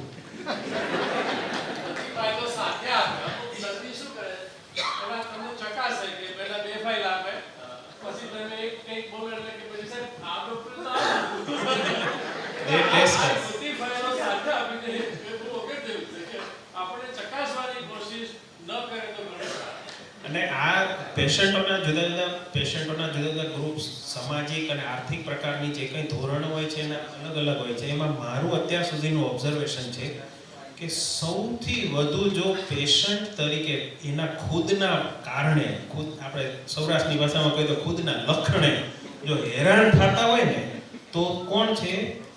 ભણેલા ઉચ્ચ જ્ઞાતિના ઉચ્ચ મધ્યમ વર્ગના લોકો. આના સિવાયના બધા એઝ અ પેશન્ટ સારામાં સારા. ખૂબ ધનિક લોકો, ખૂબ આગળ બિઝનેસમાં ને બધેલા લોકો હોય છે, they are so sharp કે તમે એક વાક્ય કહો ને તરત સમજી જાય કે આ કરવાનું છે ને આ નથી કરવા જેવું. એ જ રીતે એ લોકો પાસે શાર્પનેસની પ્યોરિટી છે અને એનાથી નીચેના વર્ગમાં શ્રદ્ધાની પ્યોરિટી છે. એ લોકો આવે છે પૂરી શ્રદ્ધા સાથે, પ્યોર શ્રદ્ધા સાથે, અને જે ઉપરના વર્ગમાં છે પ્યોર શાર્પ માઇન્ડ સાથે આવે છે. વચ્ચેના બધા કન્ફ્યુઝ વચ્ચે ગૂગલ ચાલે છે. ખરેખર જેને આપણે કઈ બહુ ડાયા બહુ ખંડાય આવું થાય છે. જે ગામડાના દર્દી, મારે હજી આ વિસ્મિતે કીધું એક્ઝેક્ટ આ સેમ એક્સપિરિયન્સ. ગામડાનો સાવ અભણ મેલા ગયેલા કપડાવાળો એકદમ ગરીબ માણસ તમને લાગતો હોય, તમને શંકા થાય કે આને આપણી ફી પોસાશે કે કેમ, આને સમજાશે કે કેમ. એક જ વાર આને વ્યવસ્થિત સમજીને ડિસિઝન તરત ઇમ્પ્લિમેન્ટેશન અને ફટાક દઈને એનું કામ પૂરું થઈ જાય. બિયોન્ડ અવર એક્સપેક્ટેશન માણસ સાદો થઈ જાય. અમારે એક પ્રોસિજર આવે છે કોલોસ્ટોમી, કે જેમાં ઝાડાનો માર્ગ પેટની દિવાલ ઉપર કાઢવામાં આવેલો હોય. એટલે ઝાડો અહીંયા માટે આંતરડું બહાર કાઢ્યું, આજુબાજુમાં બેગ લગાડી હોય. એટલે ઘણી વખત એ ઝાડાને લીધે આજુબાજુની ચામડી તતડી જાય. હું વર્ષોથી કોલોસ્ટોમીઓ, ઓછામાં ઓછી 5000 પેશન્ટમાં કોલોસ્ટોમીઓ કરી હશે. સાહેબ, હું ગેરંટીથી કહું છું, પેશન્ટોને મોઢે કહું છું કે મેં આ કેર જે ગામડાના પેશન્ટોના સગા કરે છે ને એ કદી મેં શહેરનો ભણેલો માણસ કરતો નથી જોયો. શહેરના ભણેલો XYZ કોર્પોરેટ જોબ કરનારા માણસોના સગાની કોલોસ્ટોમી કેર થઈ જ નથી શકતી, કારણ કે એ લોકો એટલા બધા શંકા કુશંકા અને બધામાં અટવાયેલા હોય છે. ત્યારે પેલો માણસ શ્રદ્ધાપૂર્વક આ કરવાનું એટલે કરવાનું કરાય જ રાખશે. અને એ જ રીતે જે બહુ અતિશય બુદ્ધિમાન અને તેજસ્વી અને એને લીધે જે આગળ વધેલો છે સમાજમાં આર્થિક રીતે, એ બીજા એડિશનલ એક્સપર્ટ 5 માણસ શોધીને એ કરાવશે, જ્યારે વચ્ચેના માણસો કન્ફ્યુઝ અંદર એ જ રહ્યા કરશે. તો એ ખાસ યાદ રાખતો. અને એમાં હજી એડિશનલ જે ભળ્યું છે એ અમેરિકા, કેનેડા, ઓસ્ટ્રેલિયામાં રહેતા દીકરા દીકરીઓ ને એ બધા જે ખૂબ ચિંતિત હોય છે એના મા બાપો માટે. અને અમે જ્યારે એ લોકો વિડીયો કોલ કરતા હોય ત્યારે બેઠા બેઠા કુકીઝ ખાતા what do you think doctor about this my father what is happening I think I should send my report to Johns Hopkins. તું પેલા ખાવાનું બંધ કર અને તારા બાપા અહીંયા આઈસીયુમાં પડ્યા છે એના વિશે હું વાત કરું છું એ સમજ. એટલે એ બધી જે આખી એડિશનલ કન્ફ્યુઝન જે છે એ થાય ટાળી શકીએ તો સારું છે. તો સારા પેશન્ટની આટલી જ અમારી જે રિક્વાયરમેન્ટ છે. અને આજે કન્ટિન્યુ તમે જે ચર્ચા કરી એના જ કન્ટિન્યુએશનમાં એક પ્રશ્ન આપે કર્યું છે કે એક આ પ્લોટ એવો છે કે જે કન્ફ્યુઝનમાં રહ્યા છે. તો અત્યારે આ બધા સુપર સ્પેશિયાલિસ્ટ સાહેબ બેઠા છે, તો લગભગ અત્યારે જે કોઈ સામાન્ય રીતે દર્દી પોતાના દર્દને લઈ અને સારવાર માટે કાં તો સ્પેશિયાલિસ્ટને પસંદ કરે અથવા સુપર સ્પેશિયાલિસ્ટને પસંદ કરે. પણ એક વખતે એની પાસે જાય ખરા કે ભાઈ આ તમે ડાયગ્નોસિસ આપ્યું, પણ તેમ છતાંય હજુ એમને એક સેકન્ડ ઓપિનિયન લેવા માટેનું અત્યારે ખૂબ પેલું આમ ચાલી રહ્યું છે કે આ ડૉક્ટર સાહેબે આવું કીધું કે એમને કીધું એનો પણ કદાચ આમાં વાંધો આવે છે. તો હજુ આપણને એમ થાય કે ચાલો ભાઈ હું એક કાર્ડિયોલોજીસ્ટ સાહેબને બતાવ્યું કે અથવા એક ગેસ્ટ્રોએન્ટ્રોલોજીસ્ટને બતાવ્યું, તો હજુ પણ મારે કંઈક ખૂટતું હોય તો હજુ મારે સેકન્ડ ઓપિનિયન લેવું છે. આ એ પરિપ્રેક્ષમાં પણ સાહેબ પૂછું છું કે દરેક દર્દીઓ એટલા એફોર્ડિંગ હોતા નથી, કારણ કે સારવાર પણ એક મફત તો થતી નથી. તો હકીકતમાં આ જે દિશા તરફ જઈ રહ્યું છે એનું શું સોલ્યુશન આપણે વિચારી શકવું જોઈએ? સી સેકન્ડ ઓપિનિયન એ એ બહુ ઇમ્પોર્ટન્ટ વસ્તુ છે. ઇનફેક્ટ હું મારા અમુક પેશન્ટમાં હું જાતે સેકન્ડ ઓપિનિયન એડવાઇસ કરું છું ઓન પેપર લખીને. તમને નવાઈ લાગશે, મારા કન્સલ્ટિંગ પેપરમાં હું લખીને આપું કોઈ opinion of A senior plastic surgeon is advice. હું સિનિયર થઈ ગયો 20 વર્ષ તો મારે છે તોય there are problems like that. અને અમુક કેસ કેવા છે ઓપન એન્ડ શટ જેવા છે, એમાં કંઈ બીજું કરવાનું જ નથી, સિમ્પલ ઓપરેશન કરો અને કામ પૂરું થઈ ગયું. પણ પેશન્ટ જેમ આપણે આગળના ક્વેશ્ચનમાં વાત કરી જે દોઢ ડાયા સળંગ ડાયા એ જે આખા પ્રકારના જે પેશન્ટ છે પછી ઓપિનિયનના ચક્કરમાંથી બહાર જ નથી આવતા. અને મોટાભાગે લોકોનું માનસ કેવું છે પેશન્ટનું કે પોતાને જે એડવાઇસ જોઈએ છે ને એ આપવાવાળો ડૉક્ટર નહીં મળે ને ત્યાં સુધી ઓપિનિયન લીધા કરશે. એવું કોક તો મળી જ જશે. તમે સમજ્યા?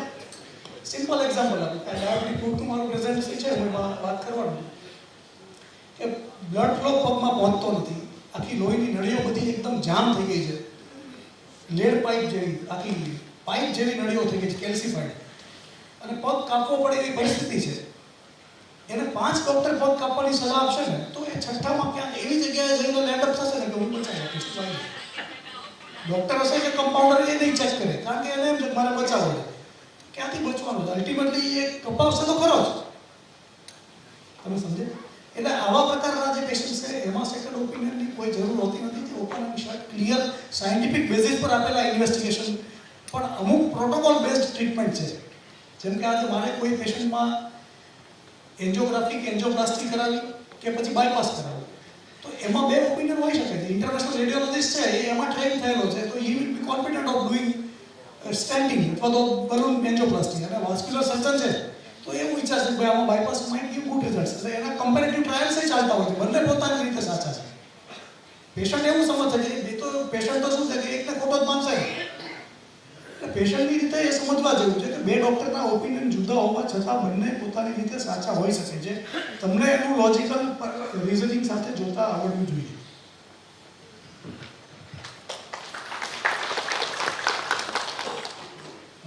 જ્યોતિન્દ્રભાઈ દવેની એક પુસ્તક હમણાં જ હું વાંચતો હતો, એમાં લખેલું હતું, આઈ થિંક મારી નોંધ પોથી કે એવું પુસ્તક છે, એમાં એમણે લખ્યું છે કે અભિપ્રાય આપવો એ જગતનો ધર્મ છે અને અભિપ્રાય લેવો એ મારો ધર્મ છે. પણ અભિપ્રાય એ અંક ગણિતનો દાખલો નથી કે છેવટે જવાબ બધાનો સરખો જ મળે. એટલે મેડિકલ સાયન્સ છે ને એને જો સારી રીતે સમજીએ તો અમારી ડેફિનેશનમાં જેવું આવે છે કે medical science is an art of implementing a science. એટલે જ્યારે સાયન્સની ડેરિવેટિવ તરીકે મેડિકલ સાયન્સ હોય ત્યારે બધાની પદ્ધતિ થોડી જુદી હોઈ શકે. એટલે એક જ રોગને સરખું કરવાના 2 જુદી રીત હોઈ શકે. એટલે તે અભિપ્રાય જુદા હોઈ શકે, પણ તે બંને ખોટા છે કે બંને સાચા છે તેવું જરૂરી નથી હોતું. અન્ય વ્યવસાયોમાં પણ આવું તમને જોવા જ મળે છે. દાખલા કે કોઈ એક કેસ છે તો વકીલ એક વકીલ બી બંનેના એ જ કેસ લડવાના અલગ તરીકા હોય, બંને અલગ રીતે જોતા હોય. એ જ રીતે સનદી અધિકારીઓ એક નિર્ણય લેવાનો હોય, દાખલા તરીકે કે ભાઈ આ એરિયામાં પાણીનું પ્રમાણ આટલું આપવું જોઈએ કે નહીં, કે અહીંયા ખાતરની સબસિડી આપવી જોઈએ કે નહીં. એમાં 2 સનદી અધિકારીઓના પણ ઓપિનિયન અલગ હોઈ શકે, સિચ્યુએશન એક જ છે. એટલે એ જ રીતે આમાં પણ હોવાનું. એવી જ રીતે આપણે જજમેન્ટ બધા સુપ્રીમ કોર્ટના ઘણા બધા વાંચતો હોઉં છું. હાઈકોર્ટમાં જજમેન્ટ 180 ડિગ્રી ઉલટાવેલા છે સુપ્રીમ કોર્ટે. Vice versa. આવું થાય છે તો કોર્ટો એક જ એવિડન્સ પર કામ કરતી હોય તો માણસનું શરીર છે, એમાં તો એવિડન્સ બદલાતા રહે છે, વારે ઘડીએ બધા ચેન્જીસ આવે છે. તો ઇટ ઇઝ પોસિબલ. એટલે ઘણીવાર ડૉક્ટર્સના ઓપિનિયનનો ડિફરન્સ એક્સેપ્ટ કરવા જેટલી ઊંડી સમજ અને એટલી મેચ્યોરિટી પેશન્ટમાં નથી હોતી ને એટલે આ પ્રોબ્લેમ વધારે થાય છે.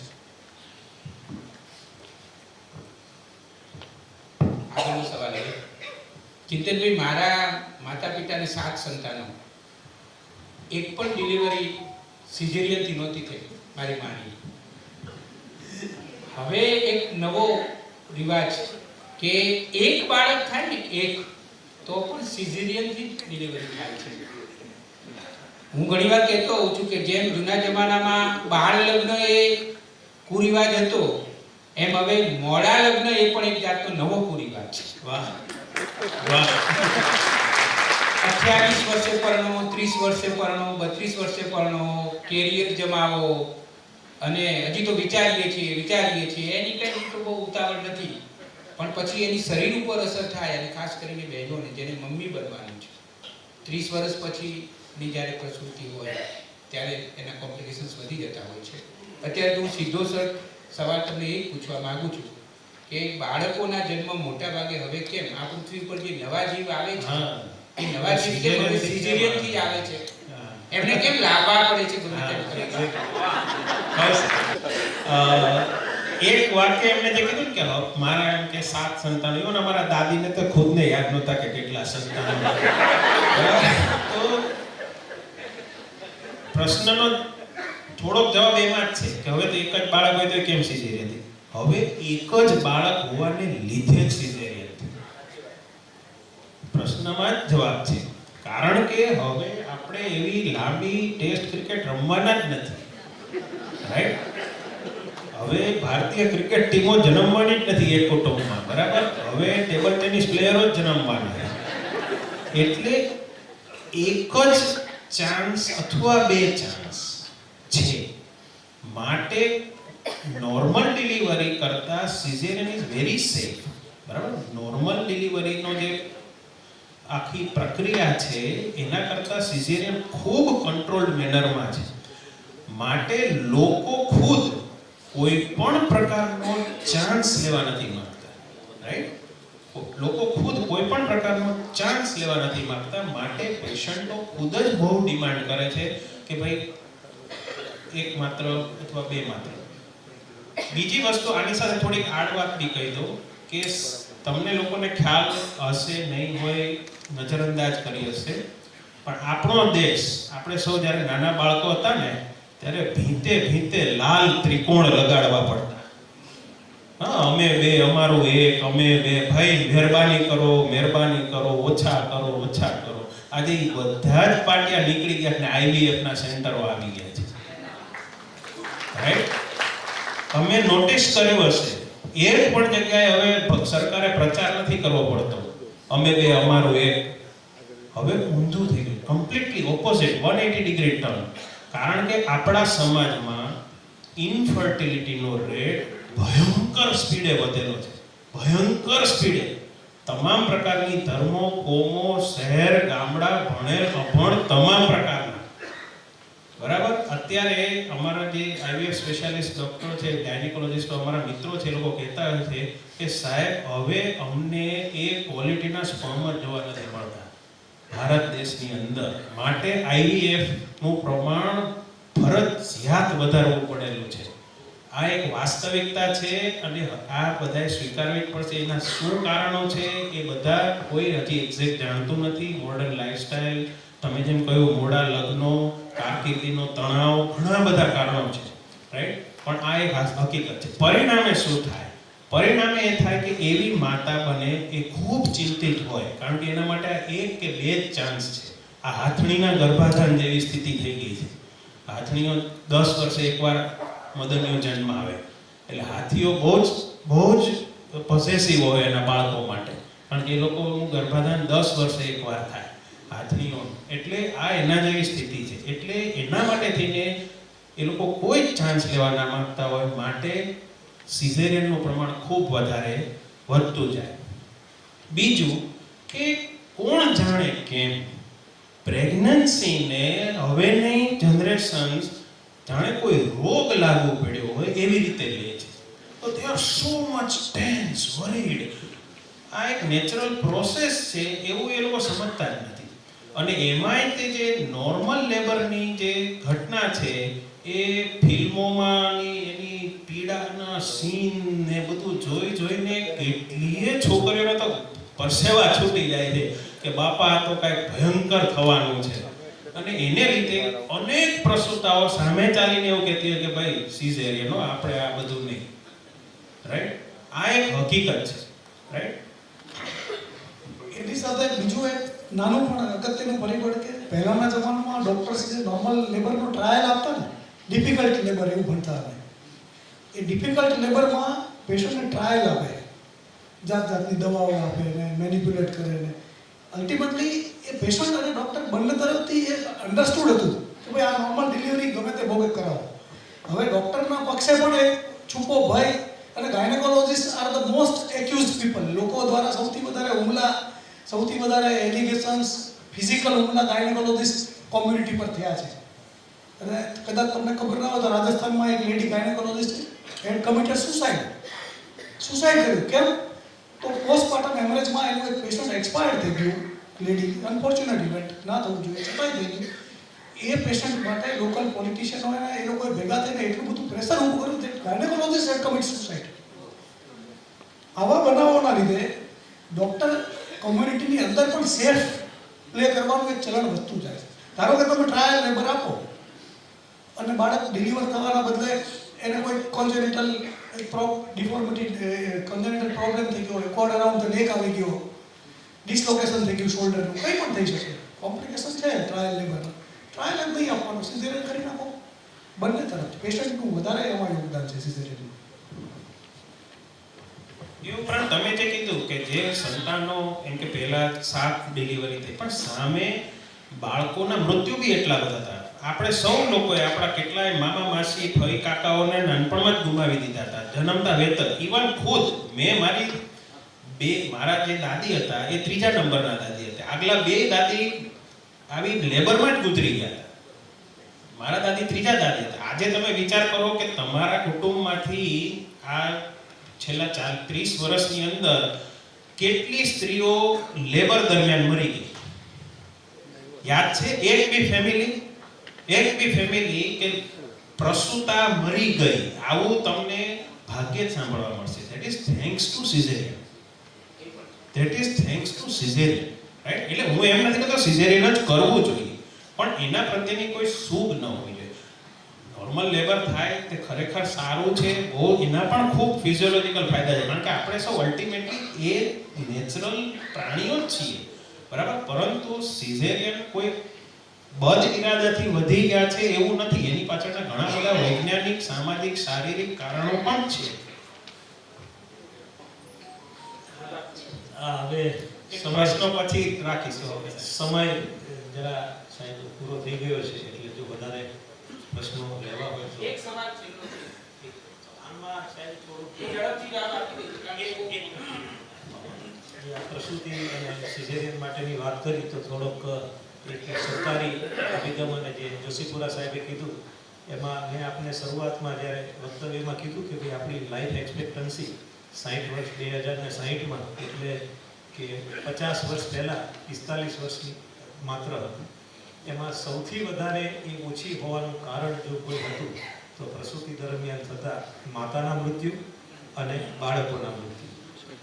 સરકારી વહીવટી તંત્રમાં એક આ જ્યારે બહુ મોટા પ્રમાણમાં આવું થવા માંડ્યું ત્યારે ખાલી એક લીગલ પ્રોવિઝન આપને હું જણાવું કે દરેક જિલ્લાની અંદર એક કલેક્ટરના અધ્યક્ષસ્થાને એક કમિટી સરકારે નમી છે. એમાં એક મૃત્યુ જે માતાનું પ્રસૂતિ દરમિયાન થાય કે બાળકનું પ્રસૂતિ દરમિયાન થાય એના એક કેસની સમીક્ષા કરવામાં આવે છે. હજુ આપણો દેશ જે વિશ્વના જે પેરામીટર્સ જે છે એને મેટર્નલ મોર્ટાલિટી રેટ આપણે કહીએ છીએ, એટલે પ્રસૂતિ દરમિયાન થતું માતાનું મૃત્યુ પ્રમાણ અને બાળકોનું પ્રમાણ હજુ વર્લ્ડ સ્ટાન્ડર્ડ કરતાં હજુ આપણે ઓછા છે. પણ જે રીતે જોશીપુરા સાહેબે કીધું એવી રીતે કે આ જો ઘટાડી શક્યા છીએ, અમે પણ સરકારી અધિકારી તરીકે કોઈ સિઝેરિયન સેક્શનનું પ્રોપેગેટ ન કરી શકીએ અને કરવું પણ ના જોઈએ. ડૉક્ટર સાહેબે પણ કીધું કે એની કોઈ આવશ્યકતા નથી, પરંતુ એના પોઝિટિવ પરિણામો મળવાના કારણે આ ઘટી રહ્યું છે. અને હજુ પણ જે કિસ્સાઓ અમને જે જોવા મળે છે અને એનું સિંગલ લાર્જેસ્ટ કોઝ જે છે, જે ચિંતનભાઈએ કીધું PPH એટલે થોડોક મેડિકલ ટર્મ છે, પણ પ્રસૂતિ દરમિયાન જે વધારે પડતું લોહી વહી જાય એના કારણે હજુ આવા કિસ્સાઓ જોવા મળતા હોય છે. અને એનું પ્રમાણ શહેરોમાં મિનિમમ થઈ ચૂક્યું છે અને હજુ ગ્રામ્ય વિસ્તારની અંદર આ પ્રમાણ છે. એટલે જ્યારે જરૂરિયાત આવે ત્યારે તો આ એક સારી સર્જિકલ શોધ થઈ છે તો એનો આપણે ચોક્કસ લાભ લેવો જોઈએ. પણ જે બીજા બધા જે કારણો સાહેબે જણાવ્યા એનાથી ચોક્કસ બચતા પણ આપણે રહેવું જોઈએ. આમ તો સમય થઈ ગયો છે, પણ મારા તરફથી છેલ્લો સવાલ. પરિસંવાદનો વિષય છે તબીબ અને દર્દીના સંબંધોનું સંવર્ધન. છેલ્લો સવાલ અમારો એવો છે કે ફાર્માસ્યુટિકલ કંપનીઓ અને ડોક્ટરોનો સંબંધ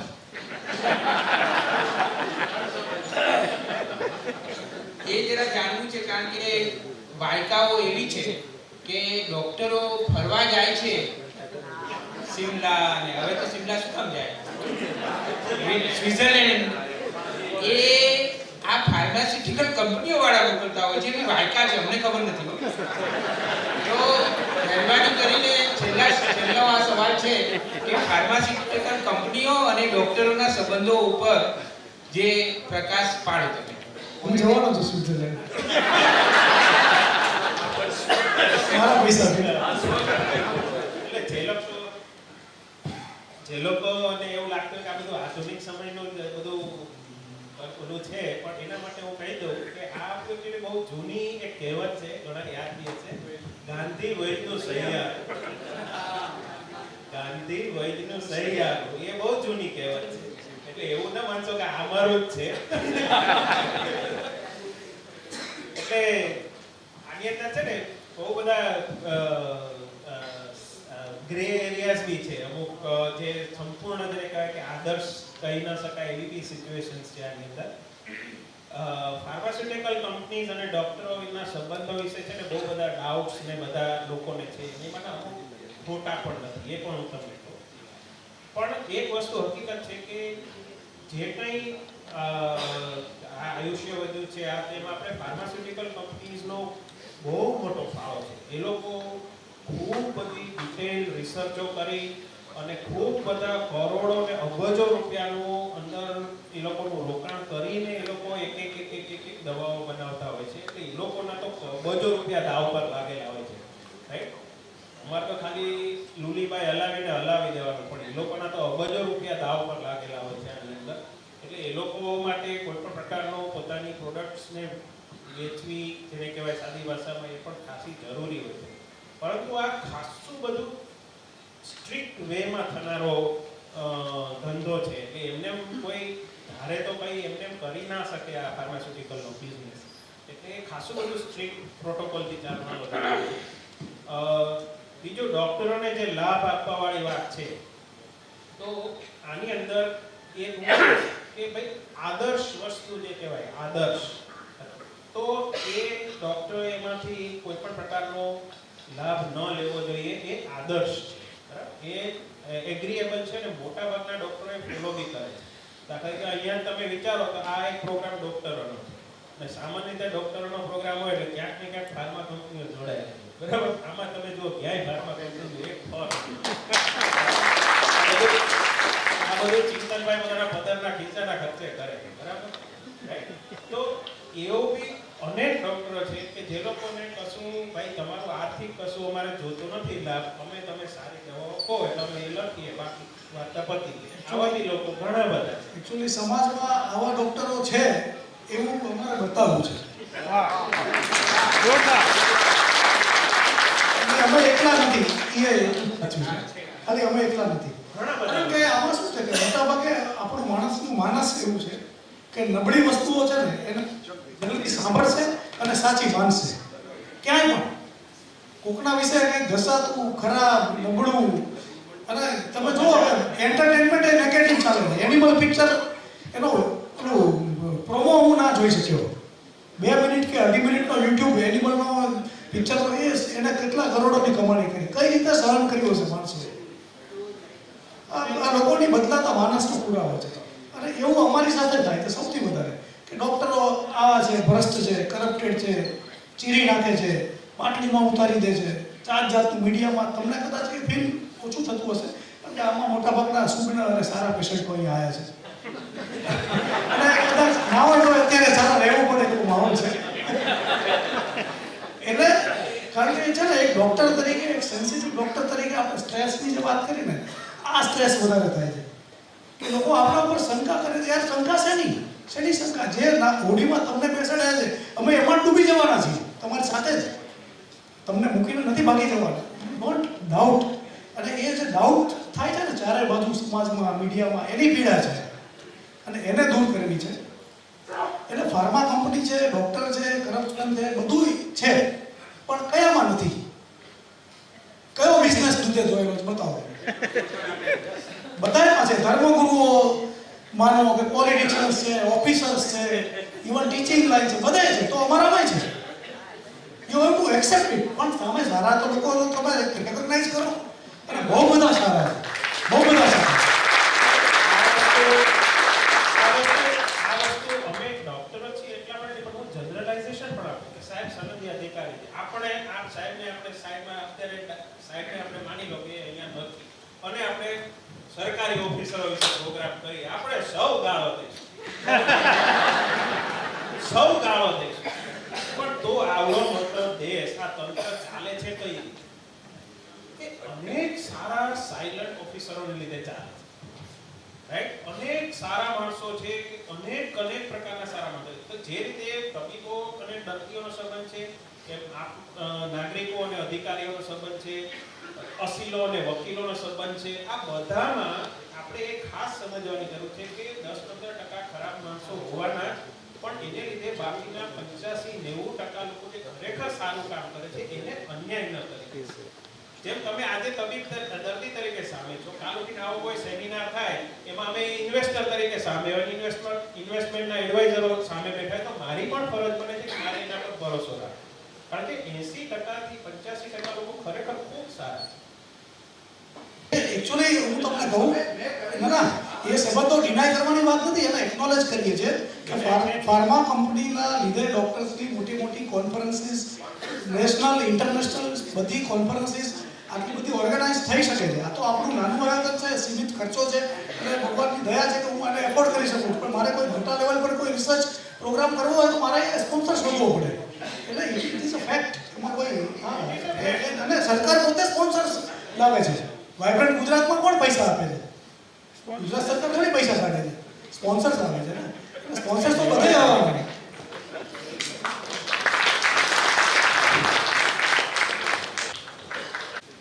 દેવાંગભાઈ અને રમેશભાઈ, આપનો ખાસ એટલા માટે આભાર કે અહીં જે બેઠેલા છે એના ચહેરા ઉપર જોઉં છું ને તો સંતોષનો ભાવ મને દેખાઈ રહ્યો છે.